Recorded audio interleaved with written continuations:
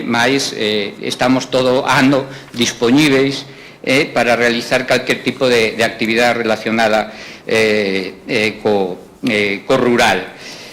Repito que sempre estamos dispostos porque o rural, que realmente quen nos dá de comer, ten moitos problemas, moitos desafíos, e moitas veces estes problemas originados por centros de interés bastante alleos ao que é a realidade da aldea.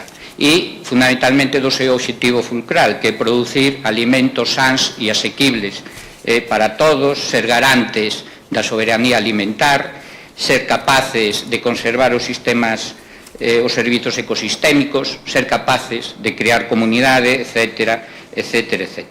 Polo tanto, é fundamental estar sempre atentos ás súas demandas. E máis, dende as institucións públicas, soportadas, e non nos esquezamos, por cartos que pagamos todas e todas. Entonces, sin máis, simplemente agradecer a Campo Galego esta iniciativa, e que sexa por moitas veces, e xa lle deixo a palabra a David González, que é o codirector do xornal, e que vai a ser o moderador destas xornadas, e ademais vai a proceder xa a presentación dos nosos invitados. Pois moito obrigado e moita saúde.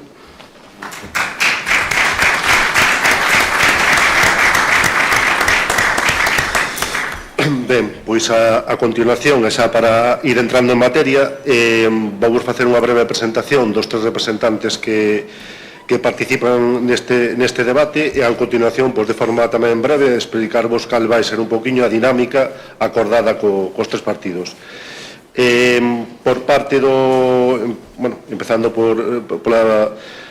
pola representatividade, polo parte do Partido Popular de Galicia, temos con nós a Silvestre José Balseiros Guinarte, naceu en 1961 en Cerdedo, é diplomado en Lingua Administrativa e Xurídica Galega, Administrativo Comercial, técnico informático na especialidade de aplicación da Administración Local, e no 2005 accedeu á alcaldía do Concello Pontevedrés de Cerdedo, cargo que desenvolveu ata 2016. A partir dese ano desempeñou os cargos de vicepresidente municipal do Concello Fusionado de Cerdedo-Cotobade e tamén diputado autonómico no Parlamento de Galicia polo Partido Popular de Galicia. En outubro de 2018 foi nomeado director xeral de Gandería, Agricultura e Industrias Agroalimentarias, así como director do Fondo Galego de Garantía Agraria da Consellería de Medio Rural, polo tanto, unha persona que ten un coñecemento máis que profundo da realidade do sector, e cargo no que cesou para concorrer ás eleccións autonómicas previstas para o vindeiro día 18 na candidatura do Partido Popular pola provincia de Pontevedra.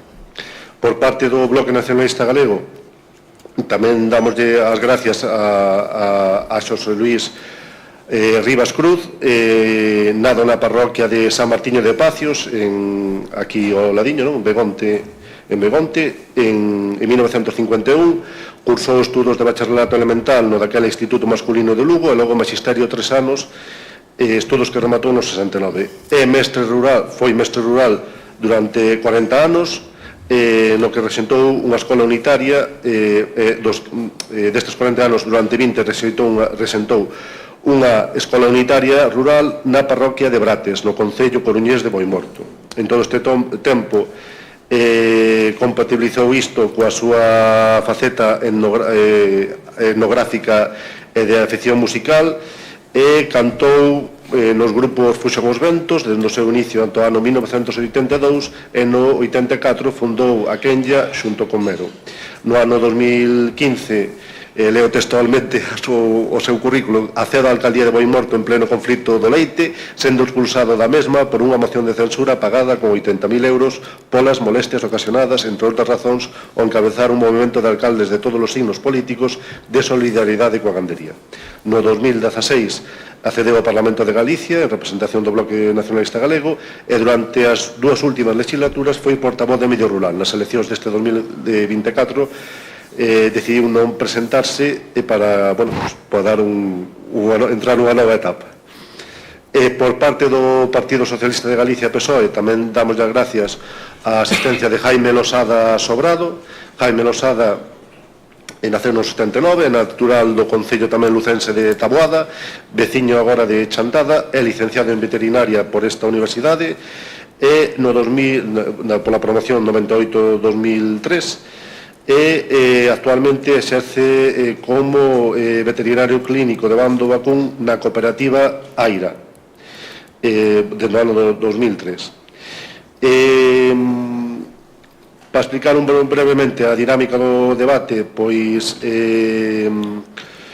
o debate está dividido en 7 áreas temáticas, cunha primeira quenda de intervención de 2 minutos de cada un dos representantes e posteriormente un debate, intentaremos que sexa o máis ecuánime posible en canto a tempos, de 5 minutos entre os representantes. Despois haberá media hora de preguntas e debate co público, tanto que está presente aquí na sala como tamén a través das redes sociais que nos está seguindo, e para finalizar alrededor das 6:30, vamos un poquinho xusto de tempo, pero alrededor das 6:30, onde pecharase tamén cunha quenda de intervención de 1 minuto por cada un dos partidos. Entón, os bloques temáticos son coñecidos por cada un dos representantes, as quendas de intervención tamén, comenzaremos de menor a maior, PP, BNG, PSOE, e así rotativamente, vamos. Ao primeiro bloque temático, por un tema evidentemente de plena actualidade, que é o malestar no agro pola carga burocrática é unha legislación cada vez máis restrictiva, entre outros motivos. Estas últimas semanas, como vimos, estamos vivindo movilizacións a nivel europeo e tamén nestas semanas a nivel galego, motivadas polo malestar do sector ante as novas normativas para o agro. Tanto en Galicia como no resto de España, o sector ten que afrontar unha gran cantidade de cambios normativos, como a introducción do caderno digital, o sistema de abonado con xurros, a normativa de ordenación das granxas de vacún, etc. Entón, a pregunta, e pedimos que a resposta sea o máis concreta posible para ir ao fondo da cuestión: como vedes por parte de cada un dos representantes as causas deste malestar e destas manifestacións, e que se debería facer dende o ámbito competencial da Xunta de Galicia? Comezamos por parte do PP, por parte de José Balseiros, e cando queiras podes comenzar, por favor. 2 minutos. Sí, boas tardes, moitas gracias a todos. O que está pasando estes días coas movilizacións dos agricultores e gandeiros non é ni máis ni menos que o reflexo dun cabreo generalizado polas trabas burocráticas e polas exixencias ambientais que están poñendo en risco, en perigo, a sustentabilidade económica das nosas explotacións. Xa sei que agora todo o mundo se suma ao carro, todo o mundo está a favor deles, pero eu gustaríame recordar aquí o traballo que se fixo no plan estratégico da PAC da Xunta de Galicia, coa colaboración da Universidade, de expertos, de investigadores, e logo tamén me gustaría que recordaran aquel lobby que conseguimos facer coas comunidades do Cantábrico para que na PAC, no Plan Nacional, se reflectiran as circunstancias e as peculiaridades que están á parte de arriba do Douro na Península Ibérica. Tuvemos pouco éxito, por exemplo, nos ecoesquemas, por exemplo, no caderno digital, que aí sí que conseguimos que se retrasara un ano. Non é suficiente. Esperemos que se paren normativas que están, de momento, a punto de salir, como a exigencia do veterinario de explotación. Efectivamente, a prohibición da obrigación dos xurros en plato en abanico. En fin, hai unha serie de normativas moi exixentes cos agricultores e gandeiros dos Estados membros da Unión Europea, pero para nada se lle pide eso aos produtores de terceiros países que, por exemplo, en Marruecos están sulfatando con avionetas con todos os produtos prohibidos na Unión Europea. Eso non pode seguir así, e desde as autonomías pouco máis podemos facer, Galicia ou as demais, que exixir ao Goberno Central, que é o interlocutor válido na Comisión Europea, para que se reflexione, para que se paren estas exixencias e para que se respete e se garantice a viabilidade das explotacións. O que hai que pedir de xeito inmediato e remato xa son dúas cousas. Primeiro, defender con contundencia o destrozo e a mala zona que se está creando os produtos agroalimentarios españoles nas fronteiras con Francia e con outros países. E segundo, exixir as cláusulas espello en todos os convenios comerciales que se fagan con terceiros países. Moitas gracias. Moitas gracias pola exactitude no tempo, polo contido. A continuación, quenda de Xosé Luis Rivas.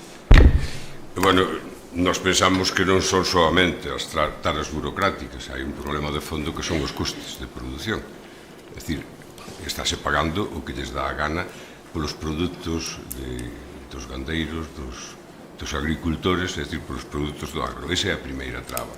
Aquí hai unha lei que se chama Lei da Cadea Alimentaria, que é unha lei de todo o Estado, que ten unha cousa moi bonita que dice que hai que pagar por riba dos custos de produción, pero non estableceu, nin establecerá de momento, mentres non presionemos fortemente, non estableceu os mecanismos para calcular obxectivamente un prezo de referencia dos custes de produción de cada produto, e con eso que os contratos se ateñan ás consecuencias. Evidentemente, despois hai toda unha burocratización e toda unha barbaridade, porque realmente visto desde Galicia, que é o que nos interesa o BNG, o noso este país, visto desde Galicia, o grande problema é ese, o grande problema é que non se adapta á realidade. Cantas analíticas temos que facer dos nosos solos? Cantas analíticas temos que facer de cada recinto? Cantas cousas temos que facer? Nós que non temos 3 ou 4 leiras enormes, sino que temos o mellor 30 ou 40 leiras. Isto é unha barbaridade. E é unha barbaridade e un gasto. E non é solamente que... Isto non é que non faga rentables as explotacións, é que o que fai é que se aburra a xente, é que mande todo a ferir puñetas. E non vale. Eso xuntado cos prezos para nós é o punto básico. Sin esquecer que por debaixo hai outros intereses moi ocultos. Intereses agroindustriais, intereses agroquímicos, intereses que non descubrimos aínda, que igual descubriremos.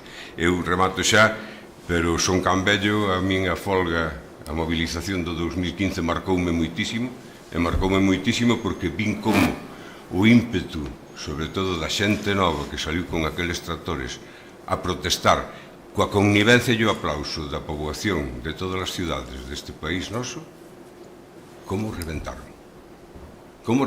aquela manifestación e como volveron á casa, os nosos produtores volveron á casa cabreados entre eles. Isto non se pode consentir e por iso creo que debemos ter moita prudencia con esta movilización que está habendo, que sendo xusta no seu cabreo e no seu ímpetu, hai que ter cuidado, porque polo medio creemos que hai gato encerrado, a mincha e a macán. Moitas gracias, Mini. Turno de quenda para Jaime.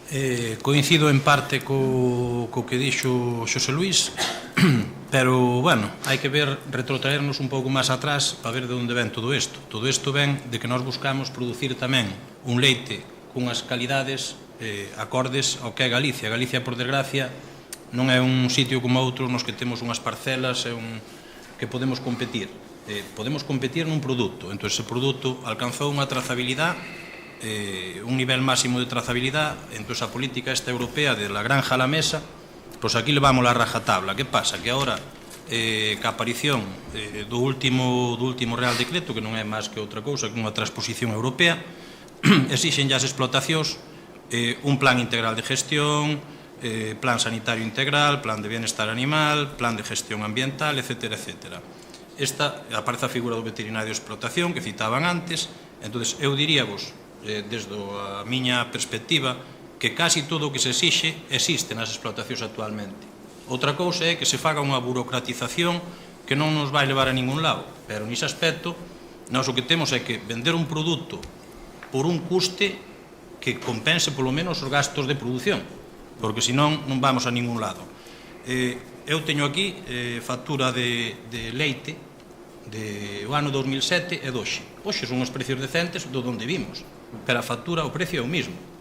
É o mismo. Entón, o que decía da cadena alimentaria, claro que había que despertar a AICA galega, polo menos. Estou de acordo tamén en que hai moitas políticas que hai que negociar desde aquí co goberno central. Entón, a Xunta ten que negociar co goberno central, o goberno central ten que negociar en Europa. Non queda outra, entón temos que defender os intereses dos gallegos. O primeiro, o que teña competencias, que neste caso é a Xunta de Galicia. Vale, pois moitas gracias. máis ou menos fostevos axustando todos o tempo, cual é de agradecer, e agora hai un turno de debate equilibrado entre as distintas partes de 5 minutos, e para comenzalo vou vos lanzar a pregunta.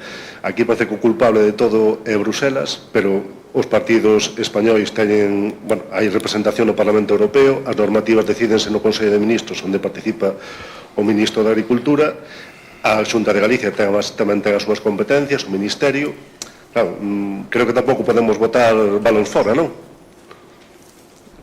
Eu lanzo como pregunta para os tres representantes. Si podo asumir o guante, creo que aquí tampouco estamos para botarnos culpas uns aos outros, evidentemente, que estamos para poñerlle solucións aos problemas do campo.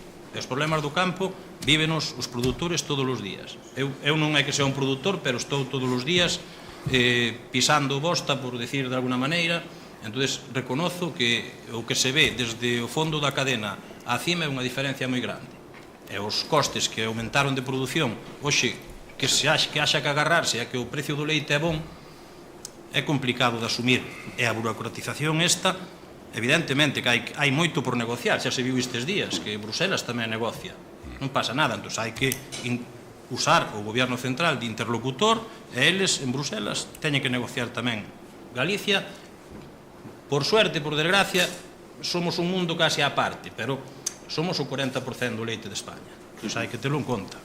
Mini, por favor, pediu a palabra. Bueno, eu vou disentir de varias cousas. Primeiro, todo isto é culpable da PAC do 92. A PAC do 92 sabemos que mandou pacas a un montón de xente. É dicir, a actividade agraria reduciuse porque Europa había que entrar na globalización e entonces había que facerse máis competitivos, etc. Todo aquilo que todos sabemos, non? Cando se deixou de traballar e a xente non entendía por qué. Pero nós aquí temos explotacións con base territorial, basicamente. E iso é unha ventaxa. E esa ventaxa temos que aproveitala. Pero é que a lei da cadea alimentaria, aquí hai culpas e hai culpables. O primeiro culpable é o Partido Popular, que foi quen parece ser que inventou. E puxo ese preceptiño tan bonito que decía antes de que non se pode pagar por baixo dos custes de produción. Pero cando se reformou, o Partido Socialista non foi capaz de entrar nas emendas que, por exemplo, formulou o único diputado que tiñamos ali, que era que consistía, que creo que era o artículo 13 cuarter ou algo así, que poñía que se arbitrarían un sistema objetivo de fixación de prezos de custes de produción para que serviran de referencia para os contratos. O Partido Popular, por exemplo, collendo ese guante, nas últimas ordes de axuda que se deron á transformación de alimentos, pois puxe unha cláusula que decía que todas aquelas empresas, todas aquelas industrias que estuvesen baixo a mirada da AICA ou que estuvesen sancionadas pola AICA non poderían entrar nesas axudas e se houberan entrado terían que devolver as subvencións recibidas. Debeu de haber movimento de fondo por detrás porque rapidamente o Partido Popular na Xunta sacou unha nova orde de axudas que modificaba a anterior e quitaba este precepto. Por lo tanto, aquí hai gato encerrado. E o gato encerrado sabemos cal é.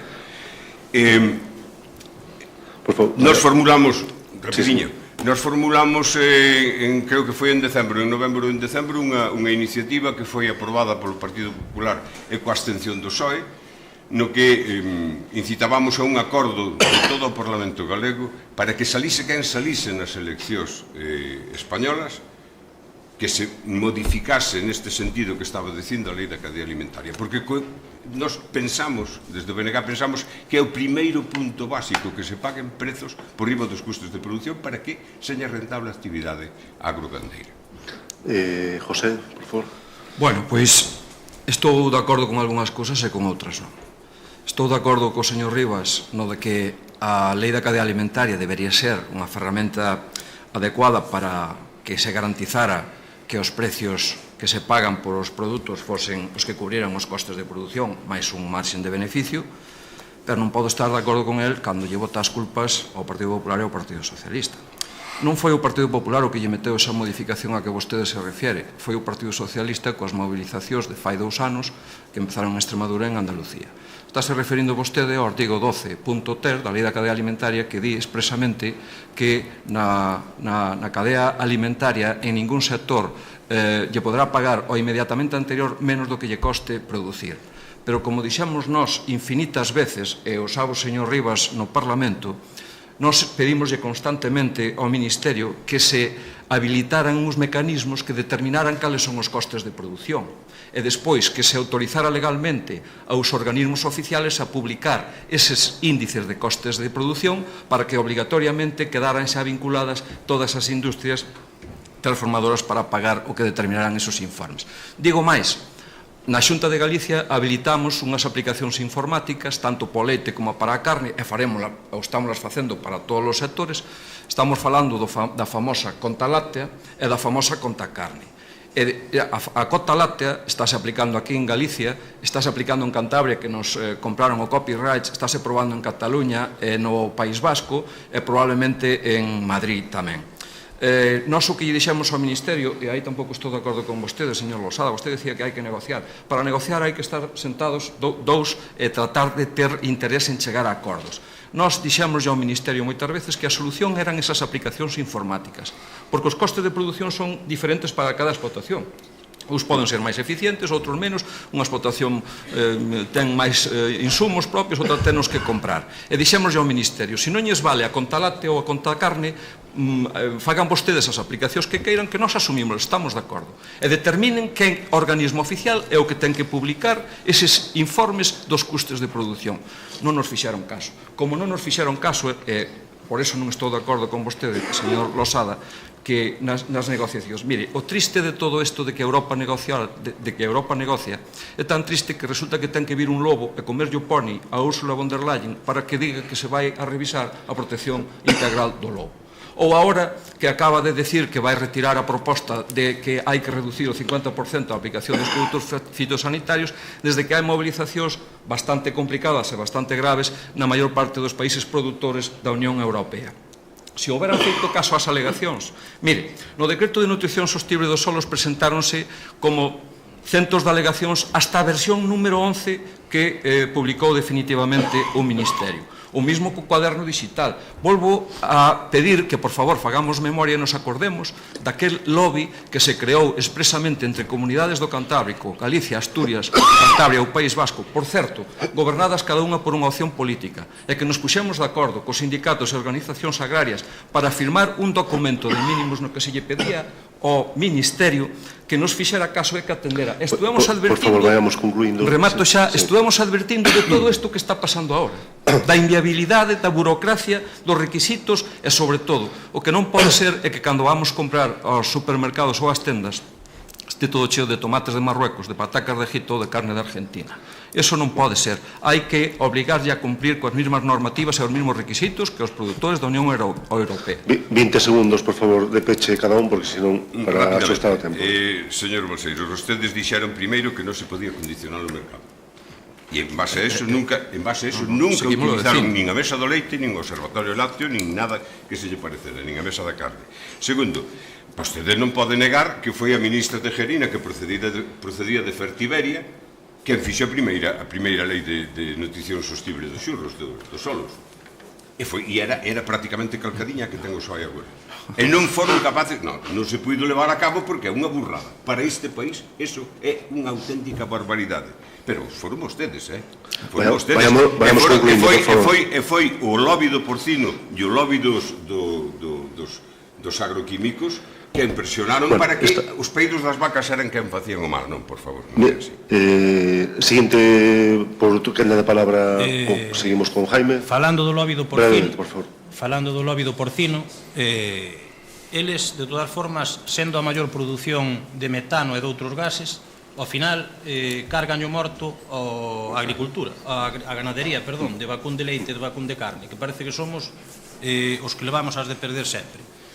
Pero, bueno, recollo o guante tamén do lobo que comía tal, de fauna salvaje, casi é mellor non falar aquí tamén. O problema de base e o problema real da xente é este, que o leite se este cobrando ao mesmo precio cos custes que había no 2007 ca hoxe. Hai un goberno que leva aquí 15 anos e parece que non puido ou non quixo facer. Para pechar, señor Balseiros, por favor. Señor Rivas, seguimos dicindo que estamos nun mercado de libre economía e que, polo tanto, está prohibido pactar ou fijar precios. Quen renovou o Observatorio do Sector Lácteo fomos nós nesta legislatura. Quen creou o Observatorio da Cadea Alimentaria nesta legislatura fomos nós. Señor Losada, de verdad que non teño motivos para quererlle mal, porque acabo de conocerlo, pero eu creo que o que lle escribiron aí non está acertado. Mire, o precio do leite poucas veces estuvo como está ahora en Galicia, pero claro, tamén teño que decir unha cousa. No mes de decembro do ano pasado, cando estaba a 60 céntimos, circulaban vídeos por aí de algúns gandeiros que decían que estaban sacrificando vacas porque non era rentable. Bueno, hombre, mire, hai outros problemas moito máis importantes que neste momento o precio. Desde logo, os costes non son os mesmos agora que no ano que vi vostede, evidentemente. Moitas gracias, señor Balseiros. Damos por concluído esta quenda e, bueno, teremos ocasión tanto nas preguntas do público, que seguramente esta temática volve a sair, como no minuto de peche final para volver a retomala se considere necesario. Imos co segundo bloque temático que está vinculado con estas protestas, o anterior en canto ás protestas do sector, que é o da PAC 2024. Como todos sabemos, a política agraria común é unha política decisiva a nivel europeo, é o primeiro capítulo de gasto da Unión Europea para apoiar a renda dos agricultores e gandeiros, tamén para afrontar investimento nas explotacións e para fomentar o relevo xeracional no agro. En Galicia, nos últimos anos, houve numerosos debates sobre a xestión das distintas liñas de axudas demandadas polas explotacións, como son as axudas de incorporación, os plans de mellora, as axudas de ecolóxicos, ecoesquemas ou o apoio á gandería de carne. A pregunta que propoñemos é: que aspectos creen que se debe cambiar nas liñas de axuda da PAC e a súa xestión en Galicia? Neste caso, a quenda de intervencións vai ser BNG, PSOE e PP. Comeza o señor Rivas. 2 minutos. Vamos a ver. O Partido Popular leva manexando os fondos europeos como se fosen fondos propios e particulares. Isto é innegable. Isto non é cuestionable. Hai unha incapacidade absoluta na organización e coordinación para dotar de recursos humanos dabondo os servicios dependentes da Consellería para axilizar os pagos das axudas directas. É outra cousa incuestionable que o poden dicir unha boa parte dos produtores. O escándalo do ecolóxico do 2022 non sei se referirme, pero está aí. Vostedes choraron 2,6 millóns de euros e deixaron sin executar ese ano 164 millóns 900 e pico mil euros. Isto son datos, señor Balseiros, isto non é cuestionable. Eu non veño aquí eu non ando con historias. Ustedes chegaron a un único compromiso de manter o 5,15% da superficie agraria en ecolóxico, 5,15% do 21% que temos exiguo de superficie agraria útil. É o único compromiso que ustedes teñen co ecolóxico. Ustedes producelles arabullo o ecolóxico. Si, producelles algo, teñen, quizás porque é o sector máis concienciado e é o sector que ten máis personalidade. Mire, por que lle mancan ao Partido Popular? Por que lle manca o ecolóxico? Pero sigamos. Axuda compensatoria ao sector da carne de bovino. Por que deixaron? Por que excluíron as granxas de menos de 10 vacas nutrices? Porque non son rentables. Eso non funciona, non vale. Eso é gandeiría residual. Foron penalizados polo Tribunal Superior de Xusticia. Deixaron 10.284 granxas fora. E recurriron e a sentencia volveuse firme e ustedes non pagaron ainda. Non pagaron aínda. Ustedes non son os que sempre acuden aos tribunales para solucionar problemas que son políticos. Vai concluindo, señor Rivas, por favor. Que teñen contra os ecoreximes? Que teñen contra a biodiversidade? Por que renuncian a modular as axudas directas da PAC? Por que? Bueno, agora teñen unha promesa de 12 millóns de euros para compensar os prezos baixos da carne. Unha promesa que está orzamentada, a única que está orzamentada das que levan facendo nas campañas electorais. Temos que concluir, señor Rivas. Por un ano. Onde van os 12? Por un ano. Perdón, turno de palabra para o señor Losada, por favor. Está moi ben, os 12 millóns de euros son benvidos, supoño, nos gandeiros de carne, pero supoño que quererían outras cousas xusto antes das eleccións tamén, en anos previos. Se temos en cuenta que os xóvenes que se incorporan teñen que facer fronte a uns investimentos que antes costaba preparar unha nave para unhas 90 vacas, 360.000 euros, en breve, en pouco plazo de tempo, está por encima do $500.000 de euros, a xente nova que pode afrontar algo mellor a carga burocrática que falábamos antes, vese asfixiada económicamente cos costes das infraestructuras. A elo sumámoslle as axudas, entre comillas, da Xunta, co anticipo da PAC tamén, xa non falemos da outra parte. Os anticipos da PAC que os gandeiros galegos iban percibir 130 millóns a partir do 15 de outubro, 16 de outubro, recibiron nada máis 48. Eso non colabora cas explotacións, nin colabora ca viabilidade das mismas. Isto foi por unha mala praxis, non foi outra cousa. Temos que pensar que as explotacións galegas tamén deixaron de percibir uns 5 millóns de euros polos ecorrexímenes, que non sabemos se é porque algún deles ao mellor non lle interesaban e non os quixo solicitar, eso non se sabe, pero os 5 millóns eu asegurolles que non creo que fora por eso. Vale, pois para recoller o guante, concluíu. Vale, perdón. Para recoller o guante, señor Balseiros. Sí, moitas gracias. Señor Rivas, fondos europeos. Mire, supoño que cando vostede fala de que non se gestionan os fondos europeos, quer referir aos fondos europeos dos PERTES que están aí sin distribuir e sin executar no goberno central. Cando di que deixamos sin executar 136 millóns, xe yo expliquei moitas veces no Parlamento, pero vostede ou non quere entendelo, como estamos en campaña electoral, di o que lle parece. Mire, o feito de que queden sin executar un ano débese a moitas razóns. Por exemplo, nos plans de mellora son a 2 anos. As axudas de transformación e comercialización son incluso a 3 anos. Por lo tanto, están concedidos, pero non xustificaron o suficiente, están en plazo e, por lo tanto, eses cartos están aí. Pero non quere decir que non se executaran. De feito, na Consellería de Medio Rural, e excepcionalmente na miña Dirección Xeral, arrapañamos cartos de outros departamentos, moitos, ao cabo do ano e ao cabo do período, afortunadamente, para dedicarlle as axudas aos agricultores e aos gandeiros. Os ecorrexímenes, home, bienvenidos ao club. Recordo perfectamente cando se lle dixo no Parlamento, e vostedes sábeno perfectamente, e foi explicado en 55 reunións con todos os agricultores e gandeiros no seu momento, que a primeira imposición que nos fixo o Ministerio eran 11 ecorrexímenes dos cales ningún tiña aplicación en Galicia. Despois os seguintes 9, dos cales tiña un, e finalmente, unilateralmente se aprobaron 7, dos cales 2 son aplicables en Galicia e un regular, o resto 0. Quezais dai ben o pouco interese, ademais de que están dotados dunha prima insuficiente. Prima que, por certo, foi baixada unilateralmente por o ministro fai aproximadamente 2 meses e medio. A subida dos costes, somos conscientes deso, pero para iso se modificaron as fichas dos costes das órdenes de axudas cunha subida do 30%. Os anticipos da PAC, mire, ese é outro mantra que circulou por aí interesadamente, porque cando xa a política desgraciadamente está como está, pero cando hai, remato xa, cando hai eleccións se din barbaridades. Mire, non é o 15 de outubro, é o 16 cando empeza o período ordinario do anticipo da PAC, e pódese pagar hasta o 30 de decembro. Hasta o 30 de decembro, desde o día 16, pagaronse 160 millóns, de 200, é o 70% que é o máximo que está permitido. Tenemos a ocasión de seguir afondando. Réplica do señor Rivas.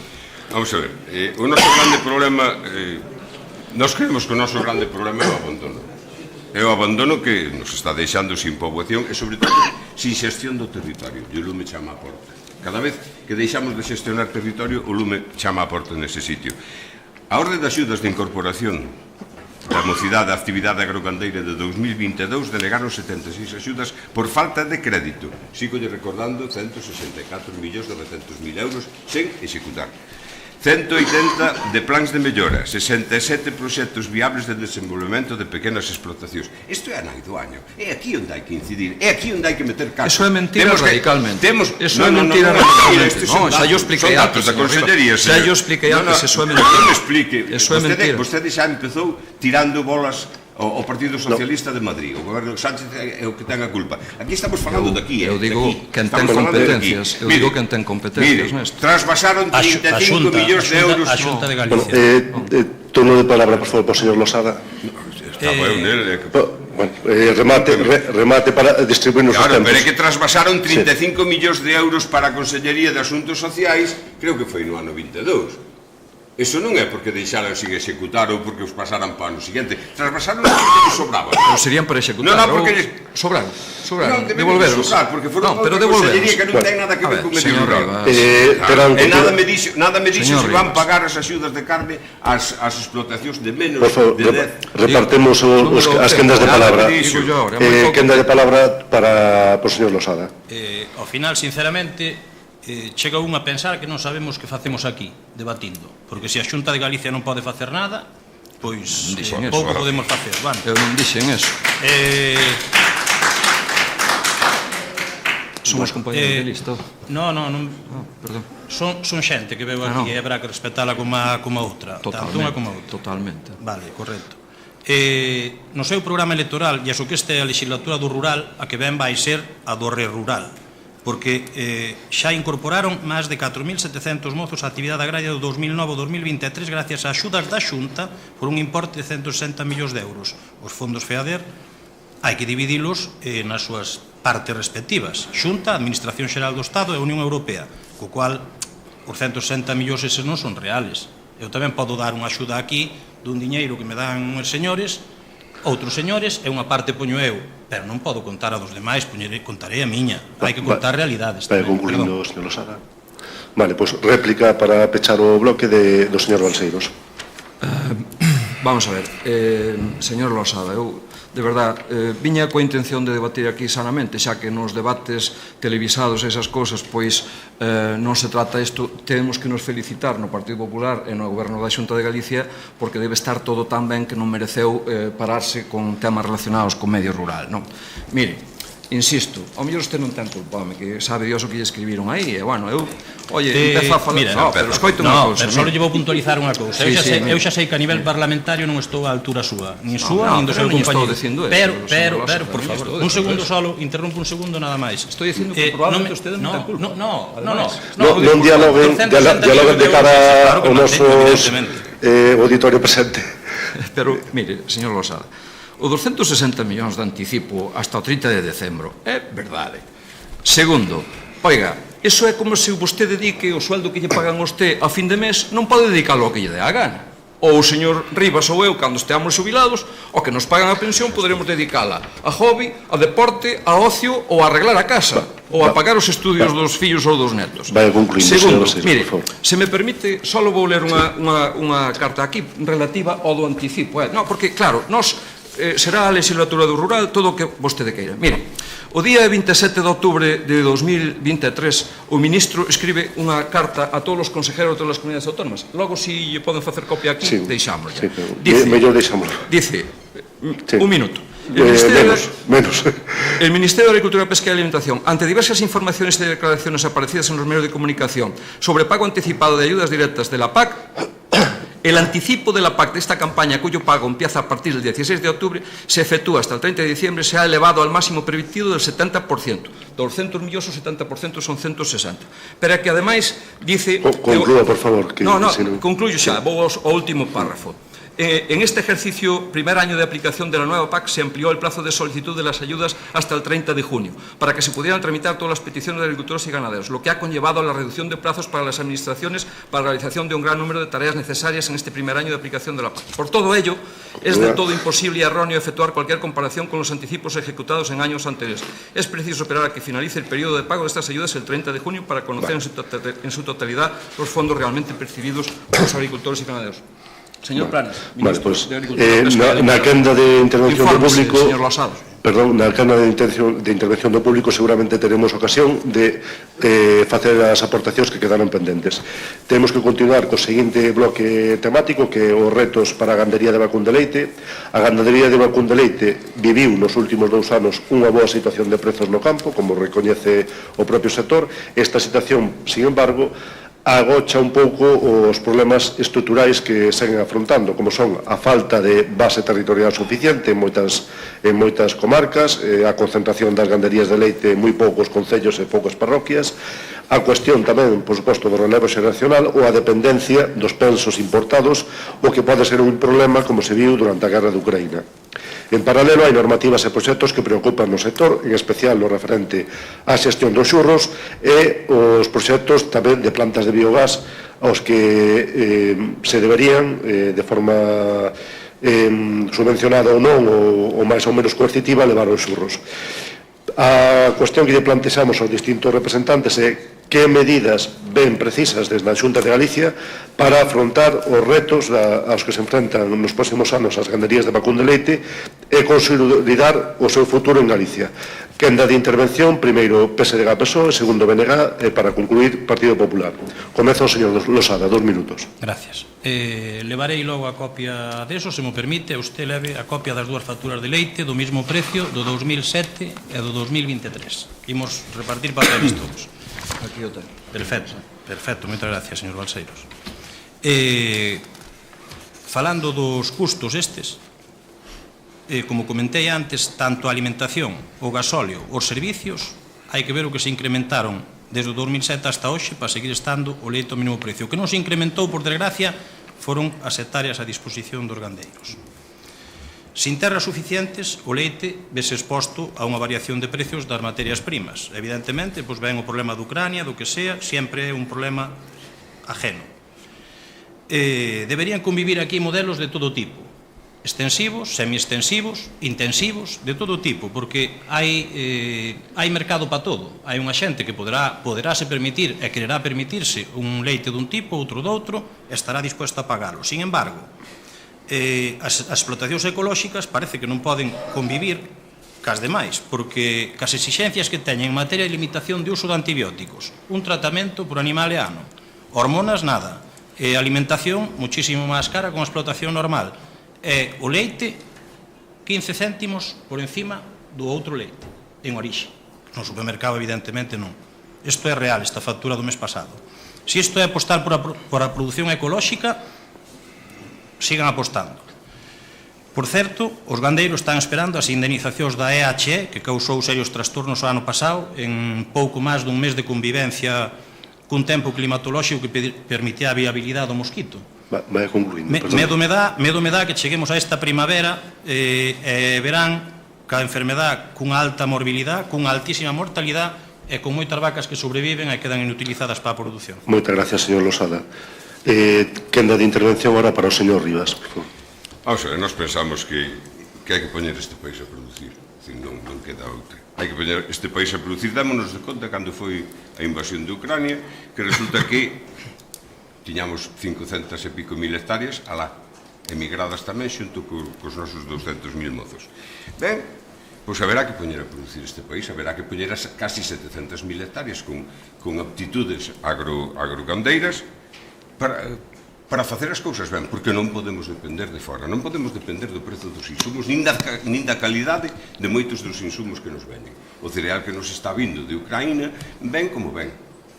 E o cereal que nos podería vir, non sei se está vindo da Argentina, sabemos que hai prohibición de fitosanitarios que aquí non podemos utilizar. Pero, de todas maneiras, nós podemos producir o 60% do leite do Estado. Temos terra, temos climas, temos todo, témolo todo. Por que vostedes renunciaron a que este país produza? Por que deixaron este país en concentración de recursos? Claro que o señor conselleiro saleu non hai moito en campo galego dicindo que había que encher este país de granxas pequenas e medianas de corte familiar. O que levamos dicindo desde o bloque anos e anos. E vostedes negándonos a vida. E agora resulta que sí, agora resulta que é a solución, porque nos damos de conta que solamente cunha xestión do territorio por medio de familias asentadas no territorio, solamente desa maneira lle podemos poñer cara ao lume, que é o noso perigo, é cara a seca que nos pode vir, é cara ao cambio climático. E esa é a realidade, señor Balseiros, e esa é culpa de vostedes, é culpa de 16 anos de dormir, hasta o 21 que despertaron dese gran sono e dixeron, home, estes do BNG, estes roxos bolcheviques fixeron unha lei do Bantegal que quería mobilizar terras, vamos facer nós unha. E fixeron unha lei de recuperación da terra agraria que é un calco adaptado aos tempos doxe, evidentemente, é un calco da que se fixo na Consellería de Suárez Canal, que é simplemente o sentido común de intentar buscar fórmulas de poñer este país a producir e a transformar directamente co valor engadido os nosos produtos. E non hai máis. Moitas gracias, señor Rivas. Queda para concluir esta primeira ronda para o señor Balseiros. Bueno, eu pido ao moderador que me deixe un pouco de tempo porque me atacan dos dous lados. Eu quería... Non pasa nada, estou aquí para eso, pero digo que non me dá o tempo para contestar a ambos e para explicar un pouco as medidas e as propostas que teña. As normas foron previamente acordadas e temos que... Agradezo algo de flexibilidade. Bueno, vamos a ver, señor Rivas, renunciamos a producir nós. Non sei cal pode ser o interés que teñamos. Todo o contrario. Deberíamos producir aquí máis para non depender de fora. Estamos todos de acordo, pero vostede cree que é fácil producir aquí cando as normativas europeas obrigan a deixar leiras a barbeito, cando obrigan a deixar franxas de biodiversidade, cando proíben 50.000 historias? Como é posible axudar, empuxar e axilizar eses procedementos? Fan falta hectáreas, señor Losada? Home, nós aquí en Galicia foi a única comunidade autónoma que aprobamos a Lei de Recuperación da Terra Agraria de Galicia, que se leva mobilizado 35.000 hectáreas. O señor Rivas di que a calcada unha de Suárez Canal, eu a de Suárez Canal non a vin, que non sei se aprobou, creo que publicar non, porque eu non a conocía, non? En canto aos tratamentos veterinarios, podemos estar de acordo, pero volvemos ao mesmo, son normativas europeas. O plan de saneamento nacional é un plan nacional, señor Losada, é nacional, emana dunha normativa europea, e non queda máis remedio que seguilo. Non me vai dar tempo, pero se despois é posible, explicarei o da enfermedade hemorráxica epizótica, e se teño tempo explicarei as diferencias positivas da Xunta de Galicia con respecto a outras comunidades autónomas. Pero en todo caso, tamén teño que decir, e remato xa, que Galicia tamén foi a única comunidade autónoma que no caso do leite, que non producimos o 40% que dixo vostede antes, xa producimos o 42% e pico, pero fomos a única comunidade autónoma que fixemos unha estrategia viva, que está funcionando perfectamente, que gracias a eso, como saben tamén vostedes, xa houbo anuncios de industrias transformadoras do leite que se van a sentar aquí. Unha delas na provincia de Lugo, en Outeiro de Rei. Ben o saben perfectamente, cunha inversión impresionante, cunha capacidade de transformación extraordinaria. Mire, un dos obxectivos da estrategia era que había que acadar no ano 25 a transformación de ao menos o 75% do leite. Por favor, vaya concluindo, señor Balseiros. Non sei se chegaremos ao 75, pero estamos chegando xa ao 70. Se non é no 25, será no 26. Pero creo sinceramente que o traballo que se fixo no leite, coa disposición da aplicación da conta láctea para os produtores, para que souberan o que lle costaba producir cada precio de leite, cada litro de leite, e polo tanto ter a capacidade de negociar os contratos coas industrias, e a posibilidade, cando conseguimos que o Ministerio rebaixara as condicións para constituirse nunha agrupación de produtores, e ainda non conseguimos que se fixera ninguna, pero nós non lle podemos poñer unha pistola no peito á xente productora. Pediu a palabra o señor Rivas para rebater. Rapidísimamente, a chaira de Monforte, con regadío, é idónea para cereal. Está aí abandonada. Podemos salir daqui, dar unha volta, ver como está a auga campando e a xesto e o toxo e demais cousas. Valente, discúlpeme, sabe que son moi vehemente, pero non acostumbro a faltar. Despois tomamos unha caña. Sí, por suposto. Caña non, que me fai mal. Pero Valente director xeral é vostede que descoñece as leis que lle competen anteriores a unha... Non conocía, non? Bueno, conocía o señor Castro, diputado, que casi blasfemou no Parlamento no ano 2008 cando se puxo esta historia. Bueno, teñen empantanadas 9.000 hectáreas desde o 2001, que din que movilizaron, e non hai tal movilización, están aí. Non, están aí. Non chega a 1.000 hectáreas. E, desde logo, usted contarame por que siguen coa teima das concentracións parcelarias que se eternizan. Un dato, en 1967 publicouse a concentración parcelaria de Sasdónigas, Mondoñedo. Entregaronse os títulos o día 28 de decembro, o día dos Santos Inocentes de 2022. Isto é unha barbaridade. E pensar que isto soluciona a atomización da propiedade en Galicia e que pon a disposición terra agraria, isto é unha barbaridade. Por tanto, ustedes estuveron soneando e agora sacaron unha lei que pode servir, nas nosas mãos vai servir. Moitas gracias, señor Rivas. E vamos a facer servir, por suposto que sí, pero para beneficio da maioría da xente deste país, para repoblar este país, para volver a poñer este país a producir e para facer deste país un país de bandeira, que é o que necesita e é o que é ao que aspira. Moitas gracias, señor Rivas. Quenda para os outros participantes. Comentaba o señor Balseiros antes o do 40%, dixen máis do 40%, entón o 42,5 creo que é máis do 40%, coincidimos. Nunha cousa que coincidimos, vamos deixala aí. Evidentemente, o único que non lle pido á Xunta realmente é que lle poña unha pistola no peito a nadie, non. Pídolle que colabore cas explotacións e que colabore porque a parte da EHE que lle podo falar o que sea dela, aí a realidade dos datos, porque a partir do primeiro positivo nunha comarca xa non se volvía a mirar outro. Eso foi a política que se seguiu, se os síntomas son compatibles, a xente o que se alarmou de fixos das vacas, eses sí que xa non van cobrar nada, e os outros pouco cobrarán, evidentemente. Temos 40.000 problemas máis. O cambio climático fai máis difícil cada vez o cultivo do millo, seguimos dependendo máis dos custos de alimentación. A mão de obra, non hai mão de obra nas explotacións, cada día menos. Esa escasez é da escasez de servicios que temos no rural. Xa hai sitios que non temos ningún médico, a pouco máis. Entón, como pretendemos que se asenta ali mão de obra que veña a traballar as explotacións? Eso sí, polo menos algúns clientes meus, atoparon xente para traballar a raíz da subida do salario mínimo, que iba a acabar co mundo cando subiu o salario mínimo desde o goberno central, que é o que ten a culpa de todo, a parte de Europa. E, bueno, algún serviulle para atopar porque viu rentable, empezou a traballar por algo máis de dinheiro. Moitas gracias. Para concluir, señor Balseiros, turno de réplica. Para contestarlle por o da enfermedade hemorráxica epizootica ao señor Losada, decirlle que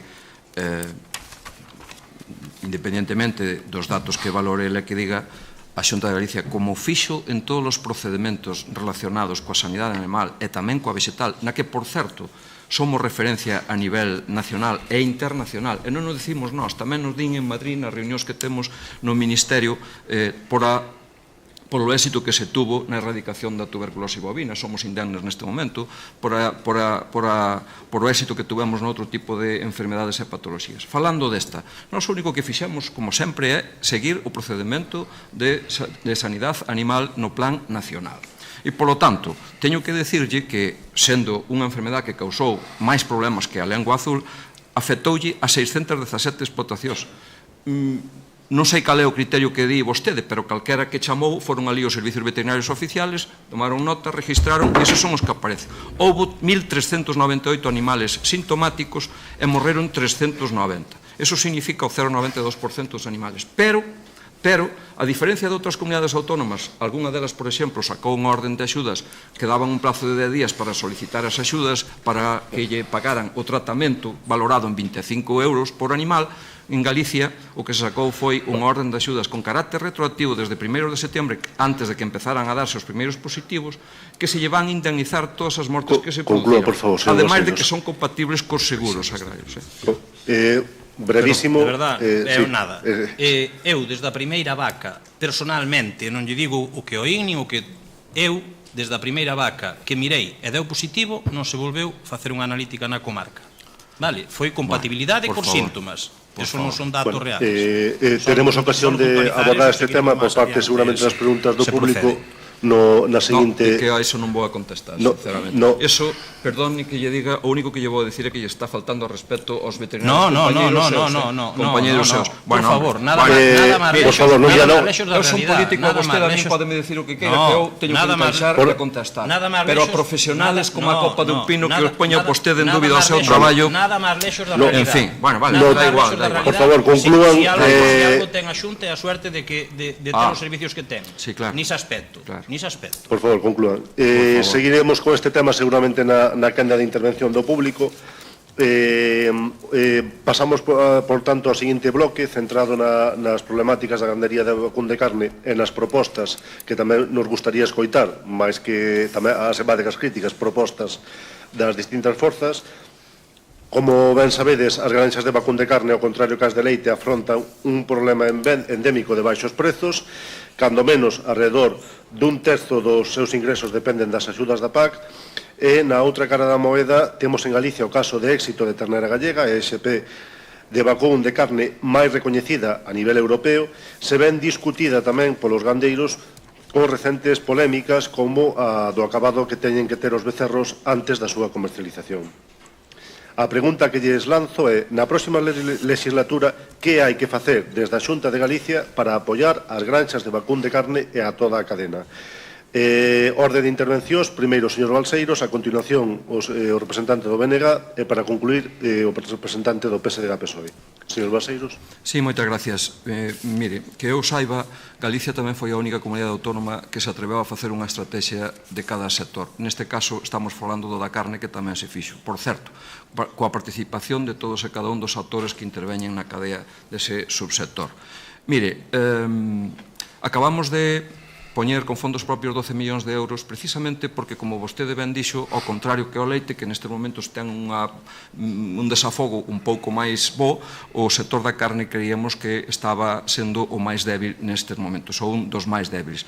Por iso, puxemos 12 millóns de euros que están neste momento solicitando máis de 7.000 familias e que están dentro da indicación xeográfica protexida ternera gallega. Iso faise porque para a Xunta de Galicia é moi importante apostar por a calidade e polo origen dos produtos agroalimentarios galegos e defender a calidade porque é o futuro que hai para os mercados. Por eso se fixo coa indicación xeográfica protexida e fíxose, ademais, co acordo unánime do sector.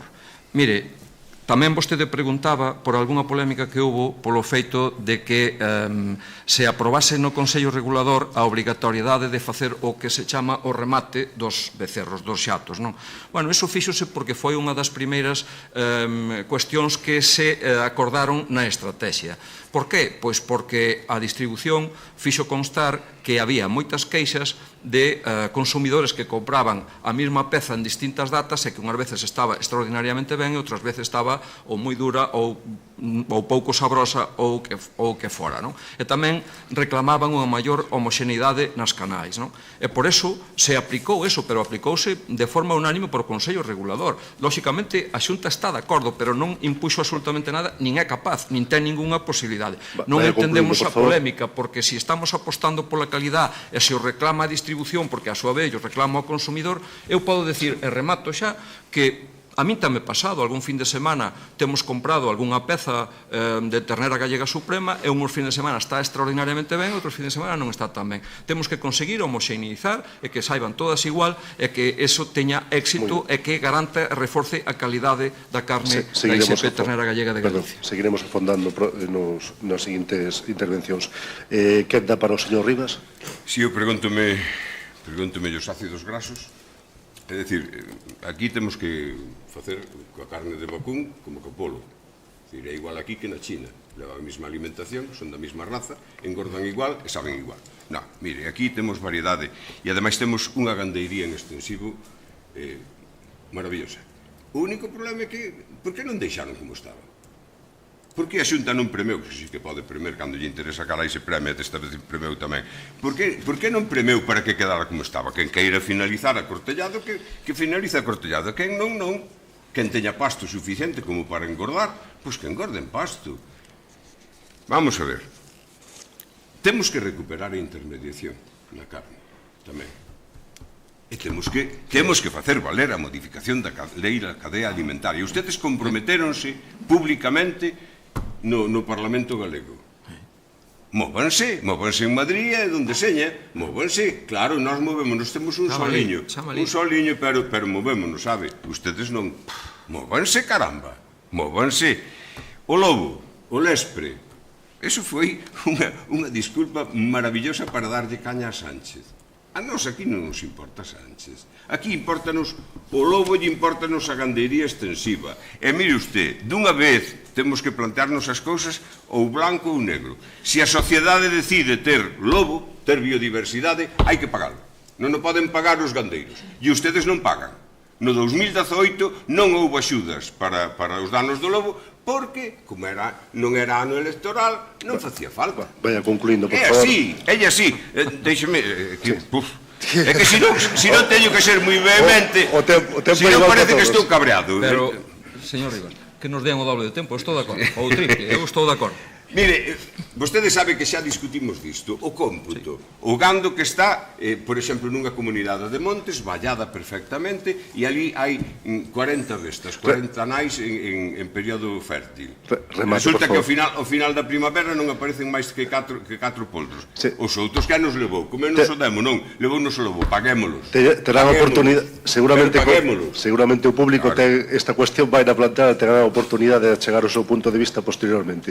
Demos a palabra tamén ao señor Losada.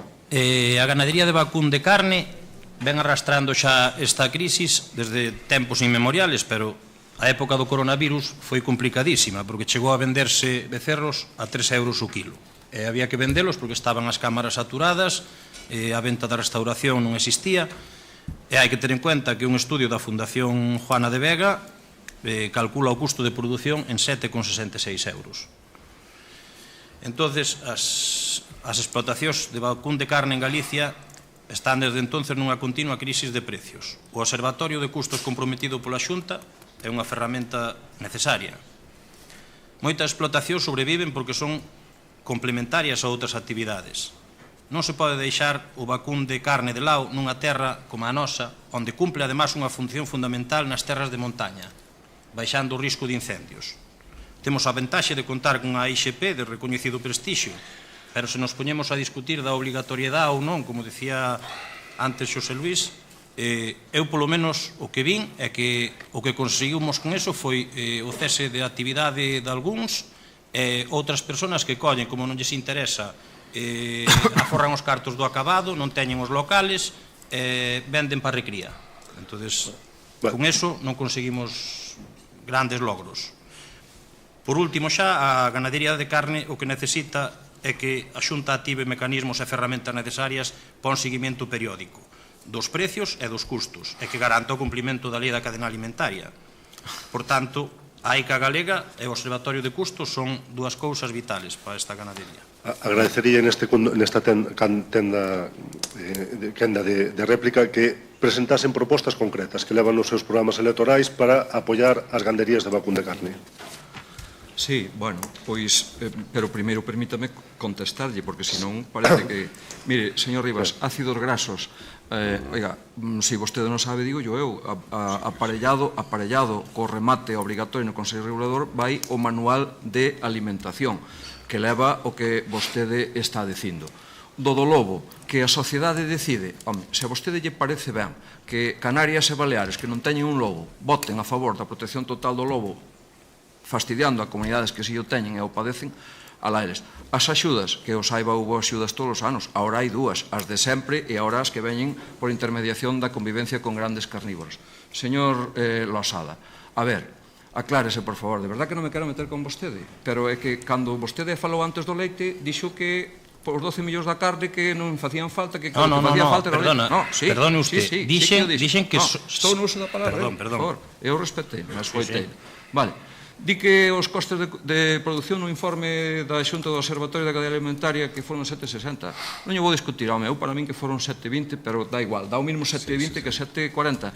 Pero cando vostede di que a Xunta de Galicia faga cumprir a Lei da Cadea Alimentaria, tamén se equivoca, señor Losada, a Lei da Cadea Alimentaria é do Estado. E dixen na miña primeira intervención que Galicia e prácticamente todas as comunidades autónomas lle estamos pedindo o que tamén decía o señor Rivas antes, que fagan o posible e que modifiquen a lei para que haxa uns procedementos legales que determinen cales son os costes por estrato de explotación e que os fagan cumplir.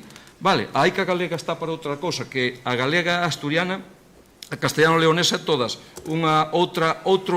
outro premio do Estado ás comunidades autónomas sin financiación, por certo, porque na AICA nacional non eran capaces de pasar os controles en todos os sectores. E agora mandanllo pasar ás comunidades autónomas. Pero non son as AICAs autonómicas as que teñen a capacidade de fixar os precios. Moitas gracias, señor Rivas. Xa para peche, señor Balseiros, señor Rivas, por favor, ten usted a palabra. Entre o barrido que vostedes fixeron, entre as cousas que barreron demasiadas, despois do famoso bipartito, é dicir, do goberno de coalición, figura o plan de xestión do lobo de 2008. O primeiro plan de xestión que se fixe en serio, e que vostedes non. Eso queda para os cazadores, que está ben. Está ben, que se cazan moitos lobos furtivos, verdad que sí? Moitos. Non, oficialmente neste país, no último decenio, só se cazou un lobo en batida. Os restos son furtivos. Por eso hai moitos. Punto. Non digo que señan os cazadores, pero para vostedes a xestión das especies salvaxes está nas mãos dos cazadores. Mire, quero dicirlle que M. Rajoy, o descoñecido, gobernaba cando vostedes... xa me perdí. Ben, é igual. Bueno, pues, Non, sigo, que teño. A enfermedade hemorráxica epizótica. Vostedes negáronse en redondo a pagar as baixadas de produción. E vostede sitúese que unha vaca, depende, xa llo dixen ademais en sede parlamentaria, unha vaca de alta produción de leite ou de alta produción de carne, se pasa 15 días sin comer por culpa da enfermedade hemorráxica epizótica, pode baixar 100 kilos. E esa vaca recupérase, si se recupera. E queda coxa para a vida, moitas delas. E ustedes non están dispostos. Que pensan? Que os van a engañar? Non, aquí non se engaña, ninguén pode engañar 4 ou 5, pero as baixadas de produción foron serias, porque houve explotacións, tanto de carne como de leite, que tuveron a 10 e a 15 vacas. Moitas gracias, señor Vivas. Seguiremos, este tema preocupa e moito o sector e seguiremos debatindo con el nas seguintes intervencións. Turno xa moi breve para pechar por dous intervenientes, 10 segundos cada un. Vista as nulas competencias que ten a Xunta de Galicia, sigo insistindo que non sei realmente para que nos presentamos aquí, porque non ten competencias en nada. Falando da enfermedade hemorráxica epizootica, o goberno de España, polo menos, sí que tratou de intentar axilizar traer unha vacuna das que hai exterior hacia aquí. A ver, polo menos intentouse. Que pasa? Que non é o mesmo serotipo que hai en Galicia, entón a viabilidade era nula. Entón, o que habría que facer é incentivar que a xente poda desinsectar, tomar medidas para desinsectar, pero non falamos de cada... Onde desinsecta? Pois hai que facelo, pero cunha frecuencia bestial, porque senón, cando chegue o verán este a primavera, estamos... 15 segundos para concluir para o señor Balseiros e pasamos ao seguinte bloque. De verdad que o señor Losada dame pena. Eu que estive en varias reunións cos compañeros directores de todas as comunidades autónomas pedíndolle ao goberno do Estado que tomara a iniciativa coa enfermedade hemorráxica epizootica, porque esa enfermedade, que eu saiba, non foi exclusiva de Galicia, foi de todas as comunidades autónomas. Quen lle reclamou ao Ministerio que se movera e que iniciara os procedementos para que se traballara na investigación dunha vacuna que xa hai en Japón e que hai en Estados Unidos, que é certo que se corresponde con outros serotipos, fomos as comunidades autónomas, non só Galicia, todas. O Ministerio díxonos que desde o primeiro momento que a afectación iba a ser mínima, vale? Mínima. É unha cuestión pandémica que lle afecta ou epizootica que lle afecta a todo o territorio nacional, sabe vostede que son as competencias. Non veña dicindo aquí que nulas competencias da Xunta, cada un ten as que ten e cada un fai o que pode, de acordo? Moi ben. Pois agradecemoslle a súa concreción e esperemos tamén que se reproduza no seguinte bloque temático, que é sobre os retos para o sector forestal galego. O Monte Galego conta xa dende o ano pasado cun inventario forestal continuo que deixa un retrato real da situación. En eucalipto hai un avance, principalmente nas provincias atlánticas e no centro de Lugo, pero probablemente con menor superficie da que se pensaba. En piñeiro hai un retroceso e en frondosas caducifolias resultan ser a especie máis abundante no Monte Galego, pero sobre todo en espazos naturais ou en zonas marcadas polo abandono do interior das provincias de Lugo e de Ourense. En canto á propiedade do monte, en Galicia conviven dúas realidades: os propietarios particulares, que en moitas ocasións padecen o minifundio e a falta de relevo, e as comunidades de montes veciñais que tamén padecen o mesmo problema moitas veces de falta de relevo. Dende a perspectiva da cadea forestal madeira, como consideran que hai que ordenar o Monte Galego nas medidas que son competentes da competencia da Xunta de Galicia e que medidas habería que tomar na próxima legislatura? A quenda de intervención comeza desta vez polo representante do Bloque Nacionalista Galego, continuará o representante do PSDG-PSOE e pechará o representante do Partido Popular. Quenda para o señor Rivas, por favor. Ben, de todos é sabido que desde o BNG poñemos moi en cuestión, por dicirlo dunha maneira suave, a existencia do eucalipto desa maneira tan brutal, non? Pero que ninguén pense que vamos coller a motosserra e vamos empezar a cortar eucaliptos. Estas historias hai que facelas en tempo de monte, non, en tempo de monte. En tempo de monte quere dicir que hai que darlle alternativa, e o eucalipto ten alternativa, e ten tamén o seu sitio, posiblemente.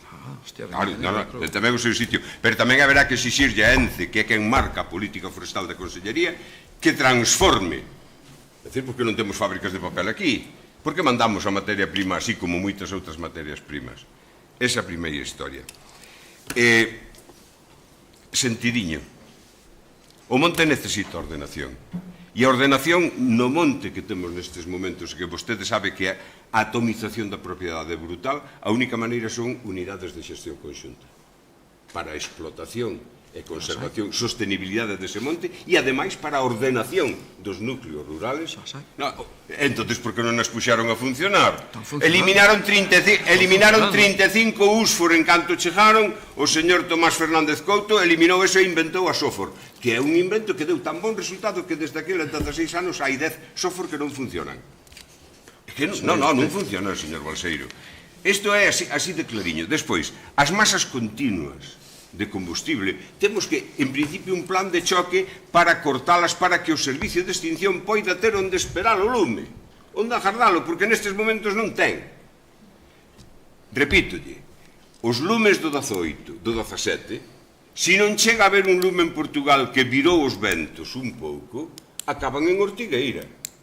Arde Galicia inteira. E isto non o digo eu, isto din os técnicos especializados. Por certo, vostede naquela altura negaba que existisen lumes de cuarta, de quinta e de sexta generación.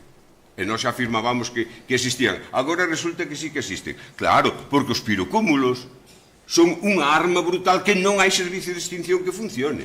Non hai. Quedan fora de extinción. E, desde logo, as faixas de protección, recórdolle que no 17 a primeira declaración que fixo o señor Feijóo foi dicir que había que aumentar as faixas de produción porque as disminuíron cando entraron en 2009. É que isto é un absurdo. Claro, señor Balseiro, o Partido Popular está ao dictado de varias empresas, entre elas ENCE.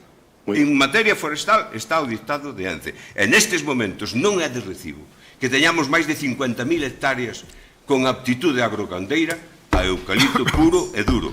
Hai que darlle alternativa e iso é o que ten que facer a Administración. O BNG farao. Moitas gracias. Farao claramente. Moitas gracias, señor Rivas. Quenda agora para o representante do PSDG-PSOE, o señor Losada. Gracias. A cadea Monte Industria en Galicia sustenta 25.000 postos de traballo. Facturou no 22 2.700 millóns de euros, 1,8 do PIB de Galicia. O 70% das empresas aséntanse en poblacións de menos de 5.000 habitantes. Por tanto, hai que telo en cuenta tamén. O que deberíamos é apoiar o sector do aserrío e tratar de, a parte deso, que se transformara tamén en Galicia. O traballo da Consellería do Medio Rural en crear áreas de frondosas é máis ben escaso. Un souto con castiñeiro micorrizado ainda pode producir, ao cabo de uns 20 anos ao millor, uns 6.000 euros ao ano entre setas, madeira e castaña. O que está claro é que o custo é outro totalmente, é moito máis caro plantalo, e hasta os 10, 12 primeiros anos non vas a recoller nada. Entón hai que fomentar a plantación destas con castiñeiro micorrizado nas faixas perimetrais, ao cabo de uns 20 anos ao millor, uns 6.000 euros ao ano entre setas, madeira e castaña. O que está claro é que o custo é outro totalmente, é moito máis caro plantalo, e hasta os 10, 12 primeiros anos non vas a recoller nada. Entón hai que fomentar a plantación destas con castiñeiro micorrizado nas faixas perimetrais, ao cabo de uns 20 anos ao millor, uns 6.000 euros ao ano entre setas, madeira e castaña. Está claro é que os lumes son cada vez máis grandes e imprevisibles. Todo debido a un ordenamento erróneo das políticas forestales. Máis prevención, máis población no rural e cambio de modelo de reforestación. Uns 20 anos ao millor, uns 6.000 euros ao ano entre... Ten a palabra agora o representante do Partido Popular, o señor Balseiros.